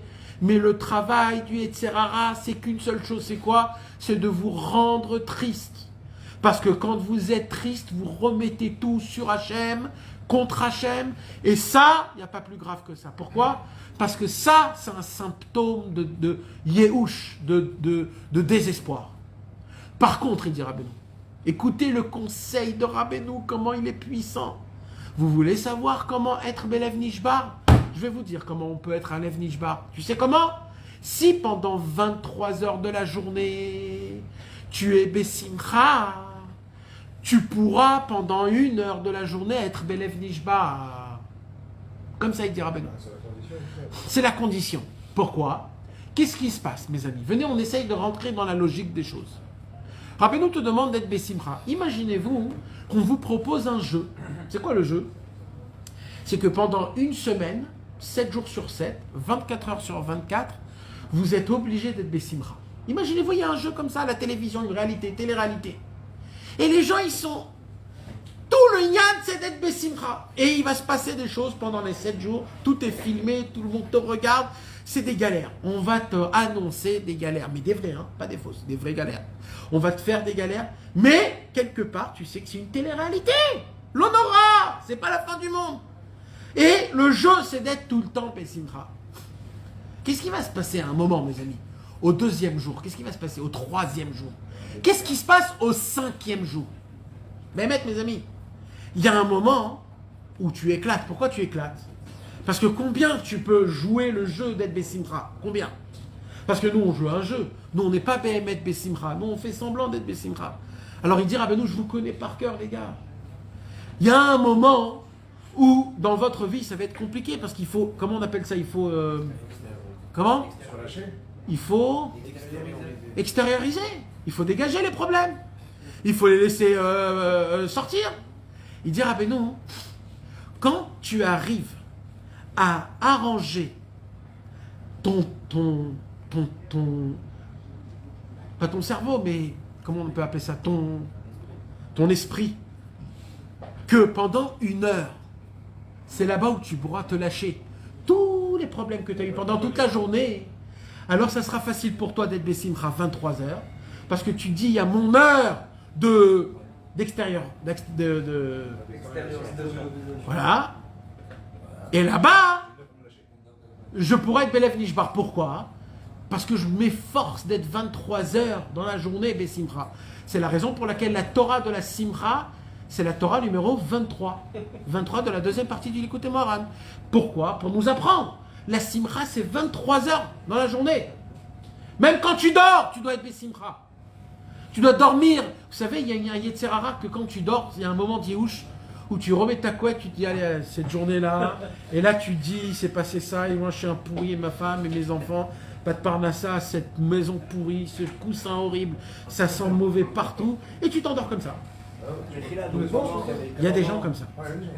Pendant l'heure d'Hitbo des doutes, on doit avoir le Lev Nishbar. Nahon. C'est quoi le Hitbo des doutes? Ouais. C'est quoi l'Hitbo des doutes? D'abord, il faut savoir l'Hitbo des doutes, mère, comment on appelle ça? comment on peut dire l'Itbo des doutes Ouais, principal. principal. C'est quoi l'Itbo des doutes principal? Simple. Mais pchitout. L'Itbo des doutes principal, c'est de venir chez Hachem et demander pardon et de lui demander de me rapprocher de lui. C'est ça. Maintenant, pourquoi je dois être en Lev Nishbar? Parce que je m'éloigne de lui. Je préfère l'état Avot que la Vodat Hachem. Je préfère ce monde que le monde futur. Je préfère mon corps que ma Neshama. Donc qu'est-ce qui se passe? Quelque part, mais je voudrais être comme ça. voilà, donc quelque part, j'ai le cœur brisé, j'arrive pas. Alors je demande de l'aide à Hachem Idbar. Mais de demander de l'aide, c'est quand tu as un Lev Nishbar. Quand tu es triste, tu ne demandes pas de l'aide d'Hachem. Tu dis pourquoi Hachem? Pourquoi? Voilà. Si j'ai compris la chose que tu as dit, la différence entre Lev Nishbar et la Tzvut, c'est quoi? C'est d'être un âme, de reconnaître tes fautes. De savoir que les problèmes, entre guillemets, les problèmes viennent de toi. Voilà. Mais est-ce que le fait de dire ça pendant une heure, c'est moi? Non, alors c'est moi, attends. c'est moi. Attends, non. Maintenant, comment ça fonctionne? J'ai dit la sensation. Tu te rappelles que j'ai dit la sensation? J'ai pas dit le travail. La sensation, c'est une sensation de Lev Nishbar. Aujourd'hui, j'ai eu un flash. Stam comme ça. Hein. Je me rappelle à l'époque, je demandais de la mendicité. Je me rappelle, je suis parti en Amérique et j'ai fait de la mendicité. C'était compliqué, etc. Et je me rappelle, c'était en Choref, c'était en hiver, en Amérique, c'était très dur. Et je devais aller de porte en porte, demander de l'argent. Et je me rappelle, il y avait un endroit où je suis allé, où une maison avec une autre maison, c'était loin de 10 minutes de marche. Et je marche pendant 10 minutes, il y avait de la mamache, comme dans les films, il y avait de la neige, du brouillard, du vent. Et moi, dans ma tête, je me dis, mais qu'est-ce que je fous ici? Et en plus, pour de l'oseille, mais qu'est-ce que je suis un Chosser Emouna, quel soi-disant Breslev, et truc et tout. Et comme ça, je marche, mamache démoralisé, hein, démoralisé, dans tous les niveaux, mamache. Et j'arrive comme ça dans un endroit, c'était à New Jersey, Ça devait être pas très facile. Quoi, mon frère? On te donnait Mais quoi, mon frère? Je te raconte même pas. Un jour, il faudrait raconter ce qui s'est passé là-bas, mais vous allez pisser de rire. L'homme est chané. Je frappe à la porte comme ça. Et il y a un vieux qui m'ouvre la porte. Et je vois le vieux, il était habillé par Hassid, par Chiloni, mais style américain kippa, traditionnaliste, très beau, très classe, une maison super grande.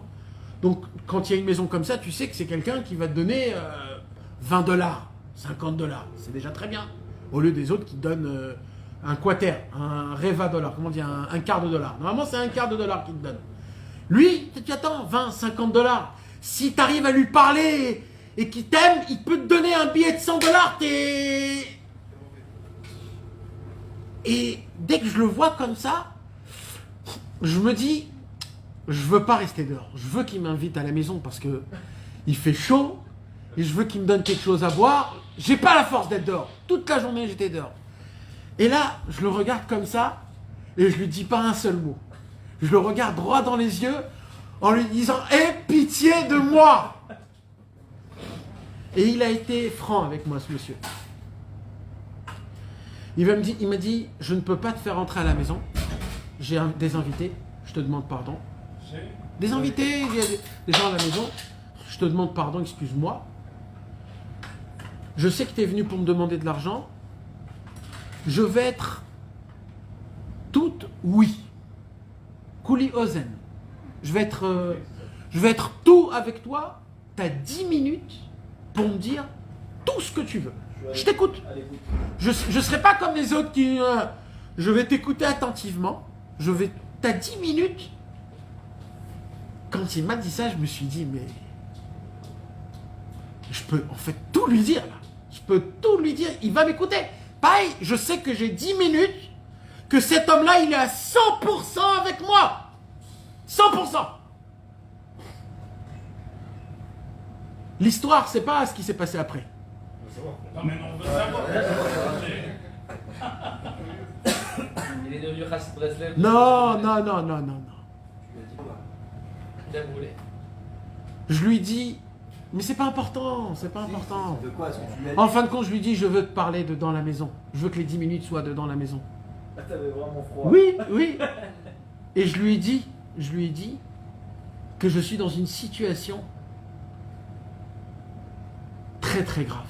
Pas parce que je manque d'argent, parce que je suis brisé et je veux même pas de l'argent. Je lui ai parlé de Rabbeinu, de la Emouna, que je suis arrivé ici, que je suis pas là, etc. C'était pas... Moi, toute cette histoire, tu sais, c'est quand qu'elle a pris une... En fin de compte, il m'a rien donné. Et tu sais ce qu'il m'a dit? Il m'a dit, je vais t'envoyer un chèque à la maison, donne-moi tes pratim. Toi, tu t'attends, s'il m'a envoyé un chèque à la maison, c'est qu'il va me faire un truc de folie. Je suis tombé, ma mâche, dans la Emouna, du horrible. Je suis devenu comme un chien galeux. Bah ça, il m'a envoyé $170. C'est beaucoup. Et moi, je croyais beaucoup plus. Non, mais chané, c'était sympathique. Mais tu sais, c'est quand que cette histoire, elle a palpité. Elle a palpité dans ma tête. Je me suis rappelé de cette histoire. Je l'ai complètement oublié, hein. Complètement oublié. C'est quand que j'ai compris cette histoire. Je me suis rappelé il y a quelques jours. Quand j'étais en train de faire Igbo des doutes. Et pendant 45 minutes, j'étais assis en faisant rien. Rien. N'arrivait pas. Je vois les mouches, les trucs, les abeilles qui foncent devant toi. Je regarde la montre 15 fois, je la regarde. Et je dis, pardon Hachem, qu'est-ce qui se passe? Je suis dégoûté de moi, dégoûté. Mais quitte, je peux pas vous raconter comment c'est pas bien. Et d'un coup, 45 minutes, je me dis, moi je reste avec toi Hachem. 45 minutes, je me rappelle de cette histoire. Et en fait, je me dis, comme ça. Parce que chez moi, quand j'ai frappé à la porte, c'était des montées. Tu sais, il fallait monter des escaliers. Et quand il ouvre la porte, lui, il est toujours automatiquement plus haut que toi. C'était comme ça. Donc quand il ouvre la porte, tu le regardes comme ça. Et quand il ouvre la porte, il y a un air de chaleur qui rentre. Tu sens, tu dis, oh, ce qui fait bon chez toi. Bekitsour. D'un coup, je me suis dit, c'est quoi Igbo des doutes? Hachem Idbar, tu lui frappes à la porte. Il t'ouvre la porte et Hachem Idbar, il dit, écoute-moi bien. T'as 60 minutes où je suis avec toi à 100%. Mais à 100%. Je serai avec toi. Tu peux me dire tout. Même si tu ne me dis pas, je laisse la porte ouverte pendant 1 heure. T'as frappé? 1 heure, je laisse la porte ouverte et je suis là et je t'écoute. Là, mon frère, j'ai dit à Hachem, oh là là, qu'est-ce que je suis content que j'étais là-bas. Rien que pour ça, je me suis dit, waouh, il y a Dieu qui est là. Il est là. Il t'écoute. Vous savez que des fois, on parle avec nos femmes, ou nos femmes parlent avec nous, ou avec nos copains, ou je sais pas qui. Et tu vois qu'il n'est pas avec toi.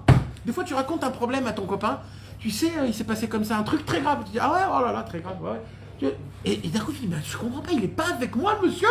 Mais je veux juste qu'on comprenne. Je veux que quelqu'un me comprenne. Je veux je veux qu'on m'écoute. Je veux qu'on me sente. Je veux que quelqu'un me comprenne. Mes amis, pendant 1 heure, Hachem Idbarach, il te dit, pendant 60 minutes, je vais être avec toi à 100%. 100%. Pas comme un banquier. Pas comme quelqu'un que tu lui demandes quelque chose. Non. Avec toi, je suis avec toi. En énergie totale. Quand un homme, il ressent la sensation de Hachem, il est présent, il t'attend. Quand tu viens et tu lui dis Hachem, pardon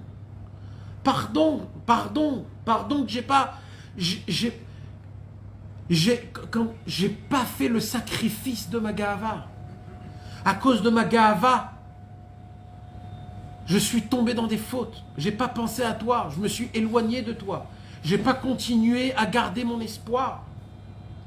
Je suis tombé dans la tristesse, dans le désespoir. Donc, je remis fautif tout le monde. Ribono Shel Olam. Je sais qu'à chaque fois que je suis avec toi, je ne peux pas tomber. Même si je tombe, je ne tombe pas. Parce que je suis avec toi. Si je vous ai raconté ça, je dois vous raconter une autre histoire. Quand j'étais là-bas aussi, là-bas en Amérique, j'ai frappé à la porte là-bas d'un homme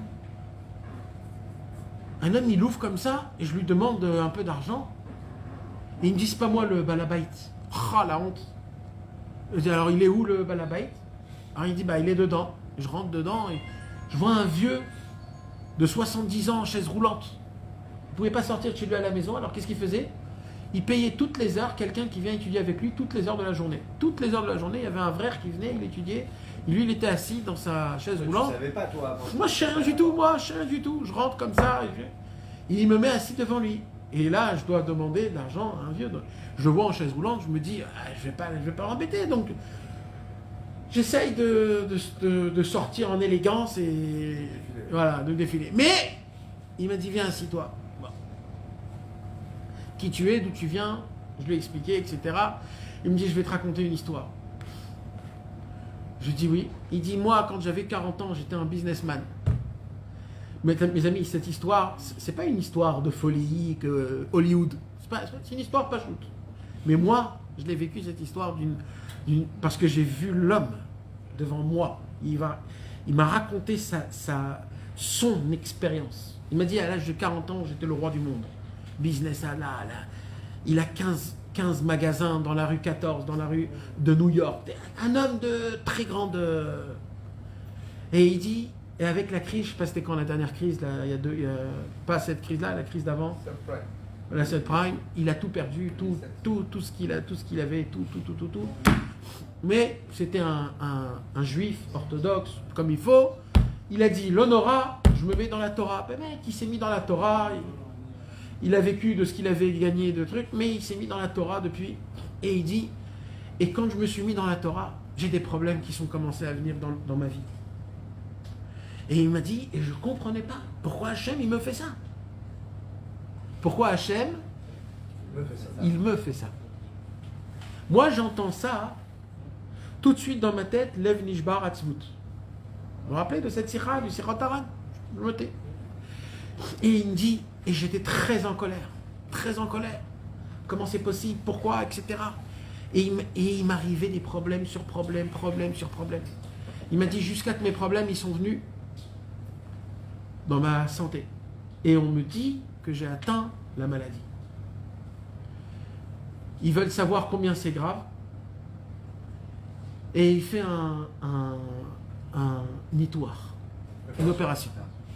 Le docteur, avant l'opération, il lui dit, écoute, l'opération n'est pas obligée d'être faite. Mais il y a une chose qui est certaine. Quoi? Si on opère, ou tu meurs, ou il n'y a plus de maladie. Si on opère, ou tu restes là-bas, ou il n'y a plus de maladie. Si on arrive à enlever le morceau, ça sera définitivement. Mais, si Chas Veshalom, il se passe quelque chose, tu y restes sur le billard. Il y a pas... il faut que tu saches. Choisis, réfléchis et dis non. Et il dit, je suis rentré comme ça chez moi à la maison. Et je ne dis rien à personne. À mes enfants, ma femme. Qu'est-ce que je dois faire? Comment je dois faire? Et il a dit, et pour la première fois, j'ai ressenti Dieu proche de moi. Pas Dieu qui me fait des problèmes, mais Dieu qui est proche de moi. Il y a écrit dans la Gemara, mes amis, quand un malade, il est malade, il ne faut pas s'asseoir à sa tête. Pourquoi? Parce que la shrina, elle est au-dessus de sa tête. On ne s'assoit pas à côté de la shrina. Tu t'assois sur ses pieds. Ou à côté de ses pieds. Pas à côté de sa tête. Mamash, la shrina, elle est à côté des malades. Mamash. Maintenant, qu'est-ce qui se passe? Ce monsieur, je fais pas. Il a fait ses calculs, il a dit, je fais. Il m'a dit, quand j'étais assis dans le lit, et qu'on m'emmenait de l'endroit où je me préparais à la salle d'opération, je voyais c'est comme dans les films, je voyais les néons comme ça passer, défiler. Et il a dit, et là j'ai ressenti combien je vaux 0, 0, 0. Fort comme j'étais, riche comme j'étais, influenceur comme j'étais. 0. Un bout de tas de viande. Et il a dit, et là, j'étais dans un désespoir total. Et il s'est dit, je ne peux pas partir de ce monde comme ça. Si je pars, je ne peux pas partir de ce monde comme ça. Il faut que je me renforce. Et il est dans le chemin, on l'emmène là-bas. Et là, il lui vient un pasouk. Un pasouk. Gam ki eler bege tzalmavet. David Amelech, il dit, même quand je marche dans le couloir de la mort, lo irara, je n'aurai jamais peur, même dans le couloir de la mort. Pourquoi? Qui ata, il m'a dit, car t'es avec moi, Hachem.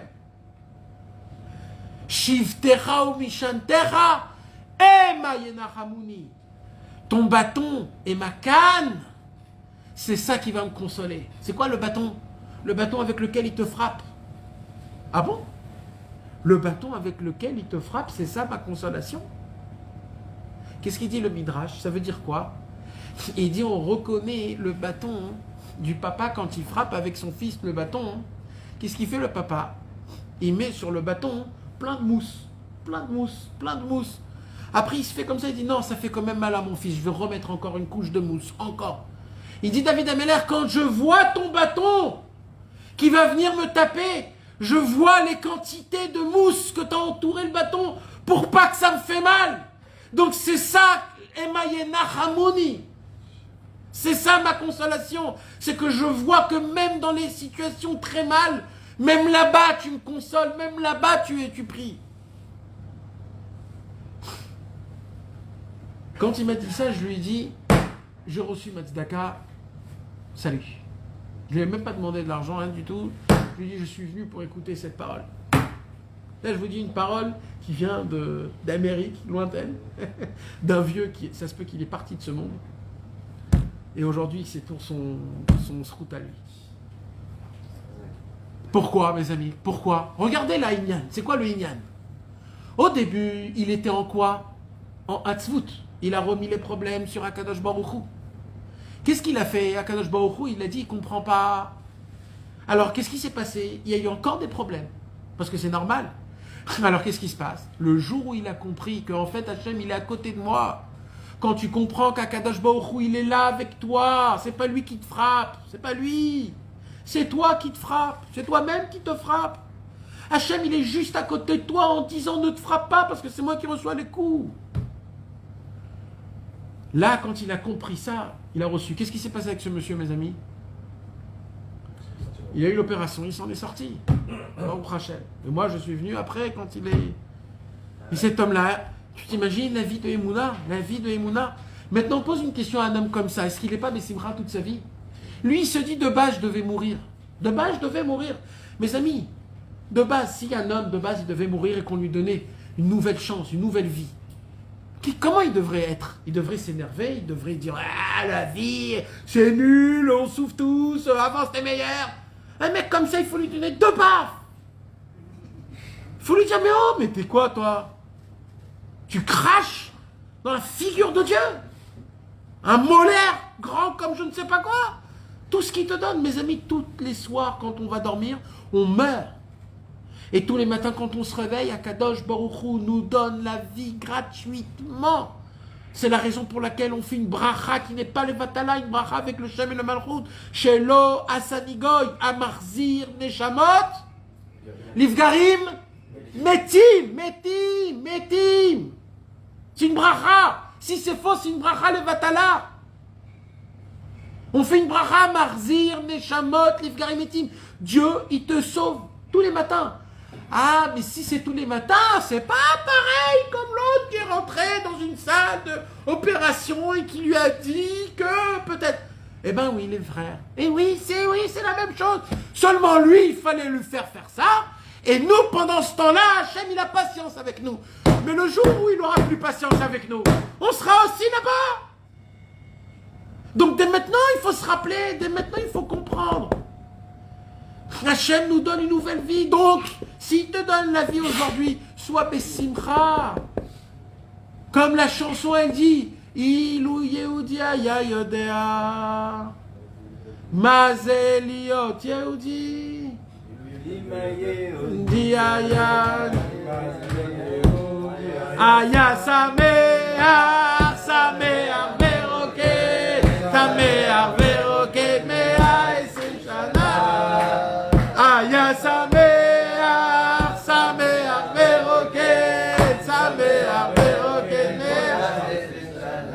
a chanté comme des zombies. C'est pas grave, mais au moins on a chanté. De l'endroit là où on est, du monde là où on a quand même chanté, dansé. Mes amis, Mehmet, excusez-moi d'un peu de remontrance que je vous donne, c'est pas de la remontrance ras shalom. C'est des paroles entre amis, des sirat traverim qu'on essaye de se renforcer, de se rendre chaleureux, de s'entraider, de vous ramener un petit peu à la... Moi, mon travail, ce que j'essaye de faire, c'est de vous faire goûter, entre autres, le vrai Breslev, le vrai, l'authentique. Parce que c'est très dur de goûter aujourd'hui. Pas parce que moi je suis comme ça. Malheureusement, je suis pas du tout là-bas. Ne vous faites pas du tout d'idées ou de derrière-idées. Je ne suis pas du tout. Mais j'ai vu des grands. Et mon rêve, c'est d'être comme eux. Et mon rêve, c'est que vous, pas vous croyez que Breslev, c'est ce que vous croyez que c'est. C'est quelque chose d'autre, Rabbeinu. Rabbeinu, c'est une autre chose, c'est une autre vérité, c'est une authenticité, c'est une pureté, c'est un lavage, c'est beau, c'est éclairant. Et là, on va commencer à lire la Sikha du Sikha Torah. Alors, juste, j'ai pas la réponse par rapport à ma question. C'est quoi ta question, pardon? C'était de savoir le fait de sur l'eau, qu'on se met des pierres sur le Alors, tu as posé une question, si c'est comme ça, il faudrait quoi? Que pendant 1 heure dans mon nid de body doute, je dis c'est à cause de moi, c'est à cause de moi, c'est à cause de moi, c'est à cause de moi. Parce que je sais pas dans mon azout, ça. Alors, En mettant des pierres sur le dos. des pierres. Alors, Vadaï, il faut que tu comprennes que c'est à cause de toi. Jusqu'au moment où tu comprends qu'il faut que tu te réveilles et que tu te lèves de ta place. Tu sais, il y a un monsieur, il est là assis, il boude. Il y a un moment, il faut que tu te lèves et que tu arrêtes de bouder. Akadosh Baruch Hu, il dit une chose. Au moment où tu as compris, Béhémet, que c'est à cause de toi, sors de l'endroit là où tu es et renforce-toi après. Mais comprends que c'est à cause de toi, Béhémet. C'est pas rester, pas stagner là-bas. Faut vraiment que tu Nahon, compris. je vais te donner un exemple. Quand un homme, il a des tlounotes, comment on dit des tlounotes? Plante. Il a des plaintes contre sa femme. Elle est comme ça, elle est comme ça, elle est comme ça, elle est comme ça, elle m'énerve. Alors il y a un homme qui vient, il dit bon, il va faire le tzaddik, il va aller dans la forêt, il va dire ouais Hachem, j'en peux plus, c'est quoi cette femme? Elle m'énerve, etc. Elle me rend fou, j'en peux plus.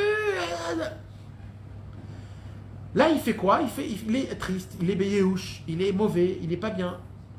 Rabbeinu il dit d'abord calme-toi.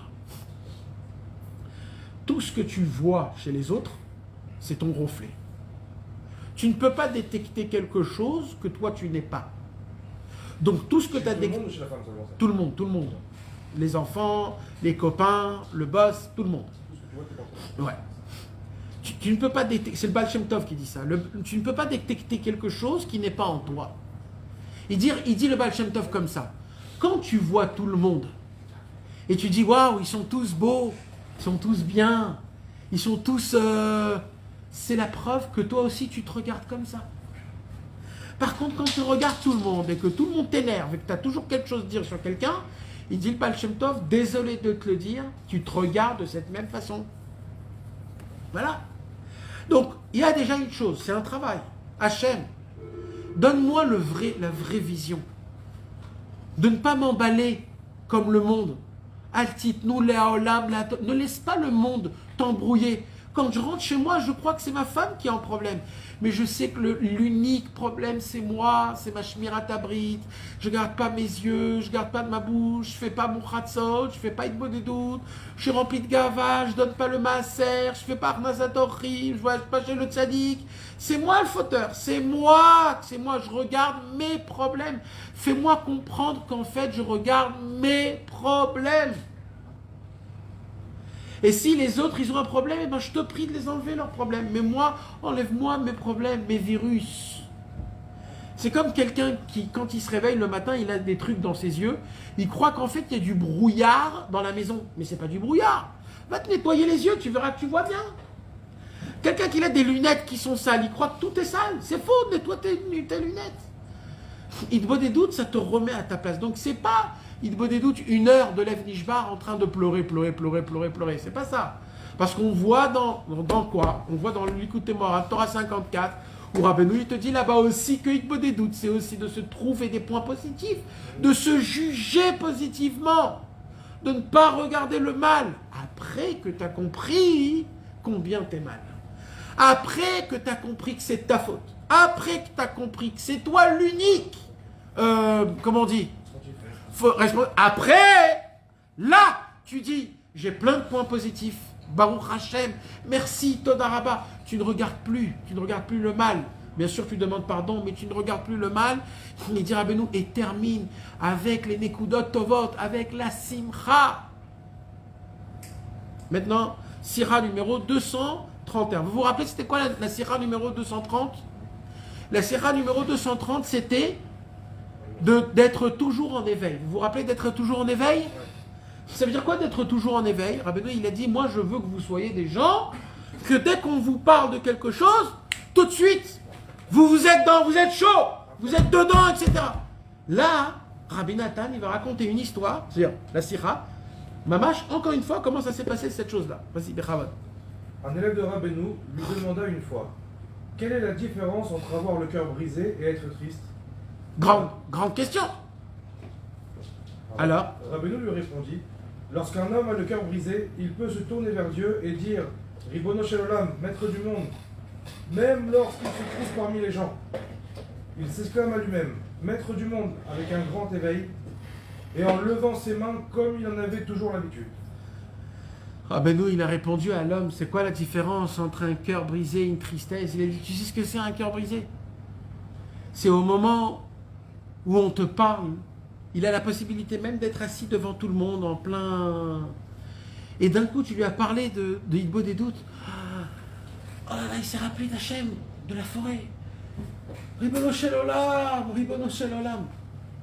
Et en plein milieu que Rabbeinu, il a dit ça, il s'est réveillé lui-même. Et lui-même, d'un coup, il s'est retourné, il a dit Ribono Shel Olam. Il s'est tout de suite éveillé. Ça veut dire quoi? Ça veut dire que j'ai pas encore perdu le Yehush. J'ai pas encore perdu, j'ai pas désespéré. Je sais combien je suis mal, combien je suis tombé, combien je suis brisé, combien je suis cassé. Je sais que c'est de ma faute. Mais pas je le sais que c'est de ma faute à cause de toi. C'est toi le problème. C'est toi le fautif. C'est moi.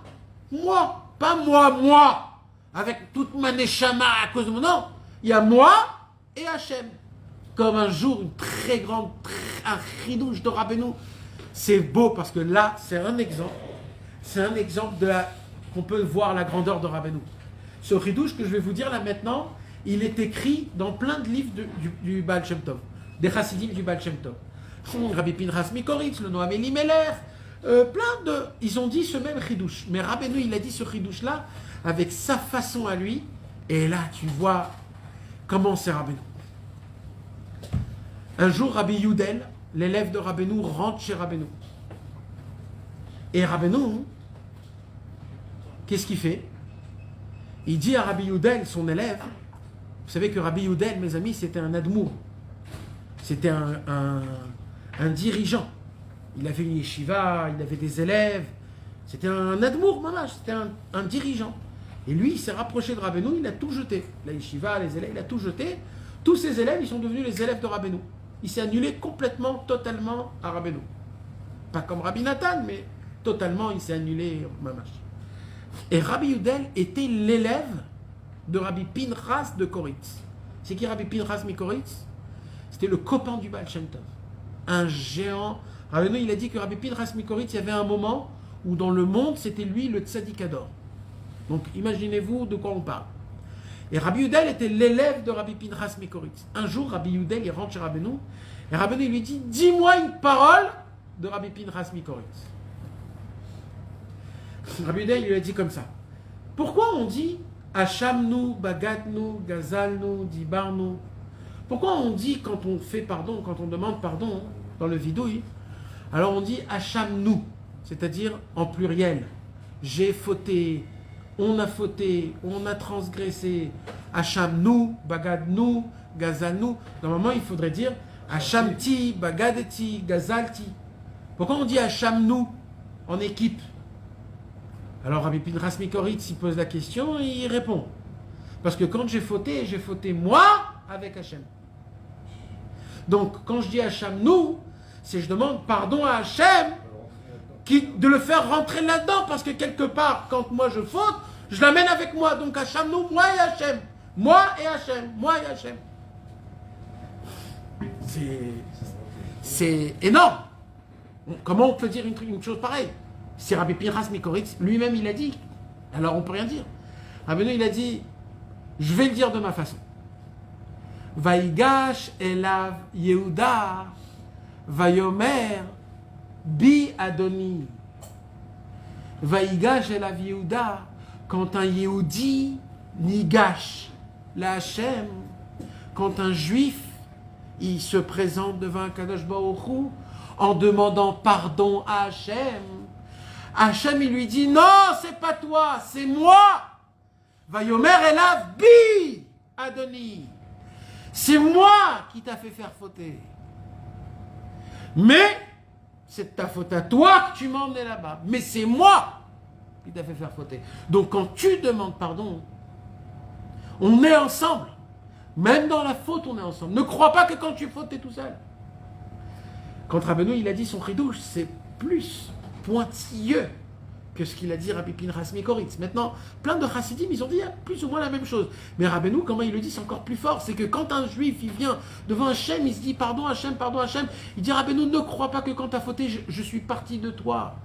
Ne crois pas que quand tu as fauté, je n'étais pas là. Toi, tu viens, tu me racontes comme si je n'étais pas là. Vayomer elav bi Adoni. C'est moi qui t'ai donné de la force pour fauter. C'est moi qui t'ai mis là-bas. J'étais avec toi. Tu dois me demander pardon parce que tu m'as emmené là-bas. Mais ne crois pas que je t'ai laissé là-bas tout seul. J'étais avec toi, je suis tout le temps avec toi.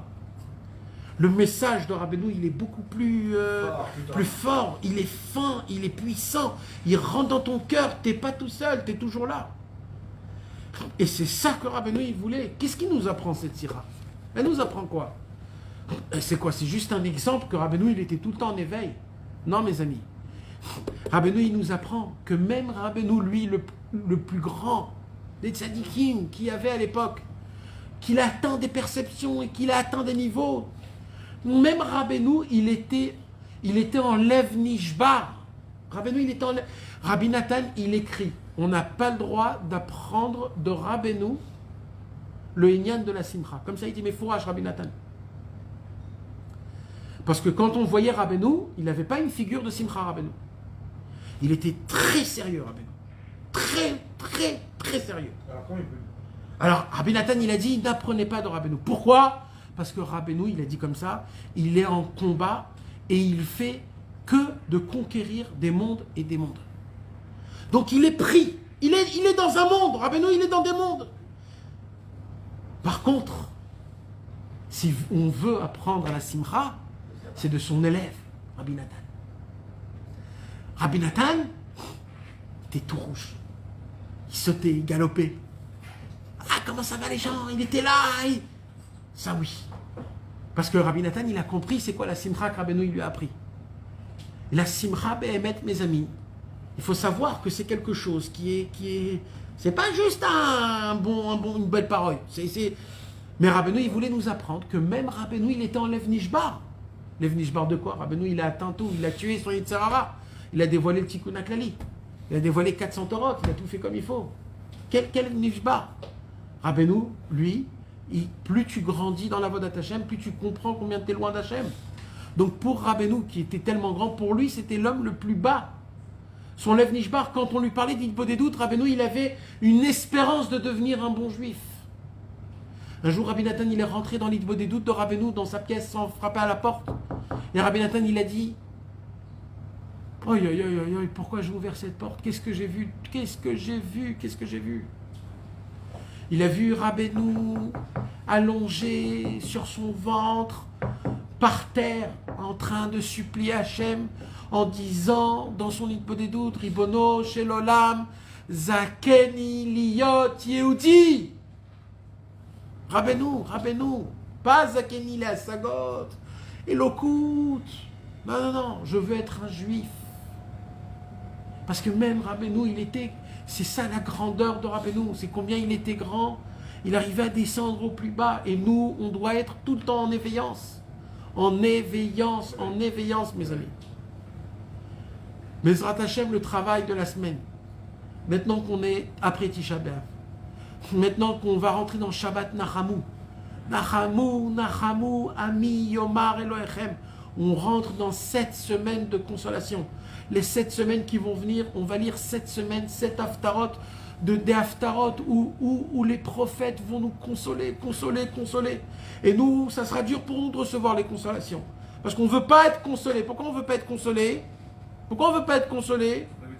Parce qu'on est triste et on est désespéré, donc on remet la faute, donc on aime, on veut rester dans cette tristesse.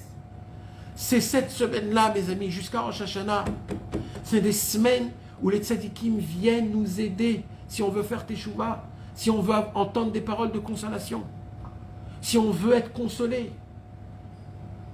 C'est des semaines, Nachamu, Nachamu, Ami. Le tzadik qui vient, il dit, je vous console. Et pendant ces semaines-là, on doit être en mode de simcha, 23 heures sur 24. Et d'être 1 heure en Lev Nishbar.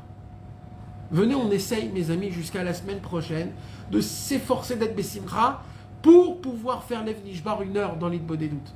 Et on pourrait essayer de goûter le Lev Nishbar de l'Itbo des doutes, c'est-à-dire de comprendre que c'est ma faute et pas la faute d'Hachem. C'est pas la faute d'Hachem, c'est moi qui ai mis Hachem dans ma situation, mais c'est moi le seul fautif. Malgré, encore une fois, comme je l'expliquais, que ça vient d'Hachem, mais c'est toujours moi, Alpi Pshat, le fautif. Donc je te demande pardon, mais comme c'est aussi toi, donc toi tu peux me sortir de là-bas, et je vais regarder mes points positifs, et je vais que m'attacher aux points positifs, et je vais être Bessimcha toute la journée, parce que je suis zoré d'avoir une kippa, des tzitzit, de mettre les téphilines, de dire Amen, de dire Baruch Hu Shemo. Rien que pour ça, ça vaut la peine de tout. Bezrat Hashem Yitbarach, Bisrout Rabbeinu HaKadosh, Bisrout Kol HaTzadikim, Yehi Ratzon, Sheniske Lekol Ze Bezrat Hashem. Mes amis, très très important. Ouman Rosh Hashanah est en danger vraiment très grand.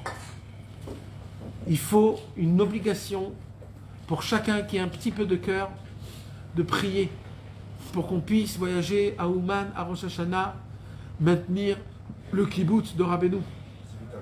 Parce qu'on ne peut pas revenir à ce qui s'est passé l'année dernière.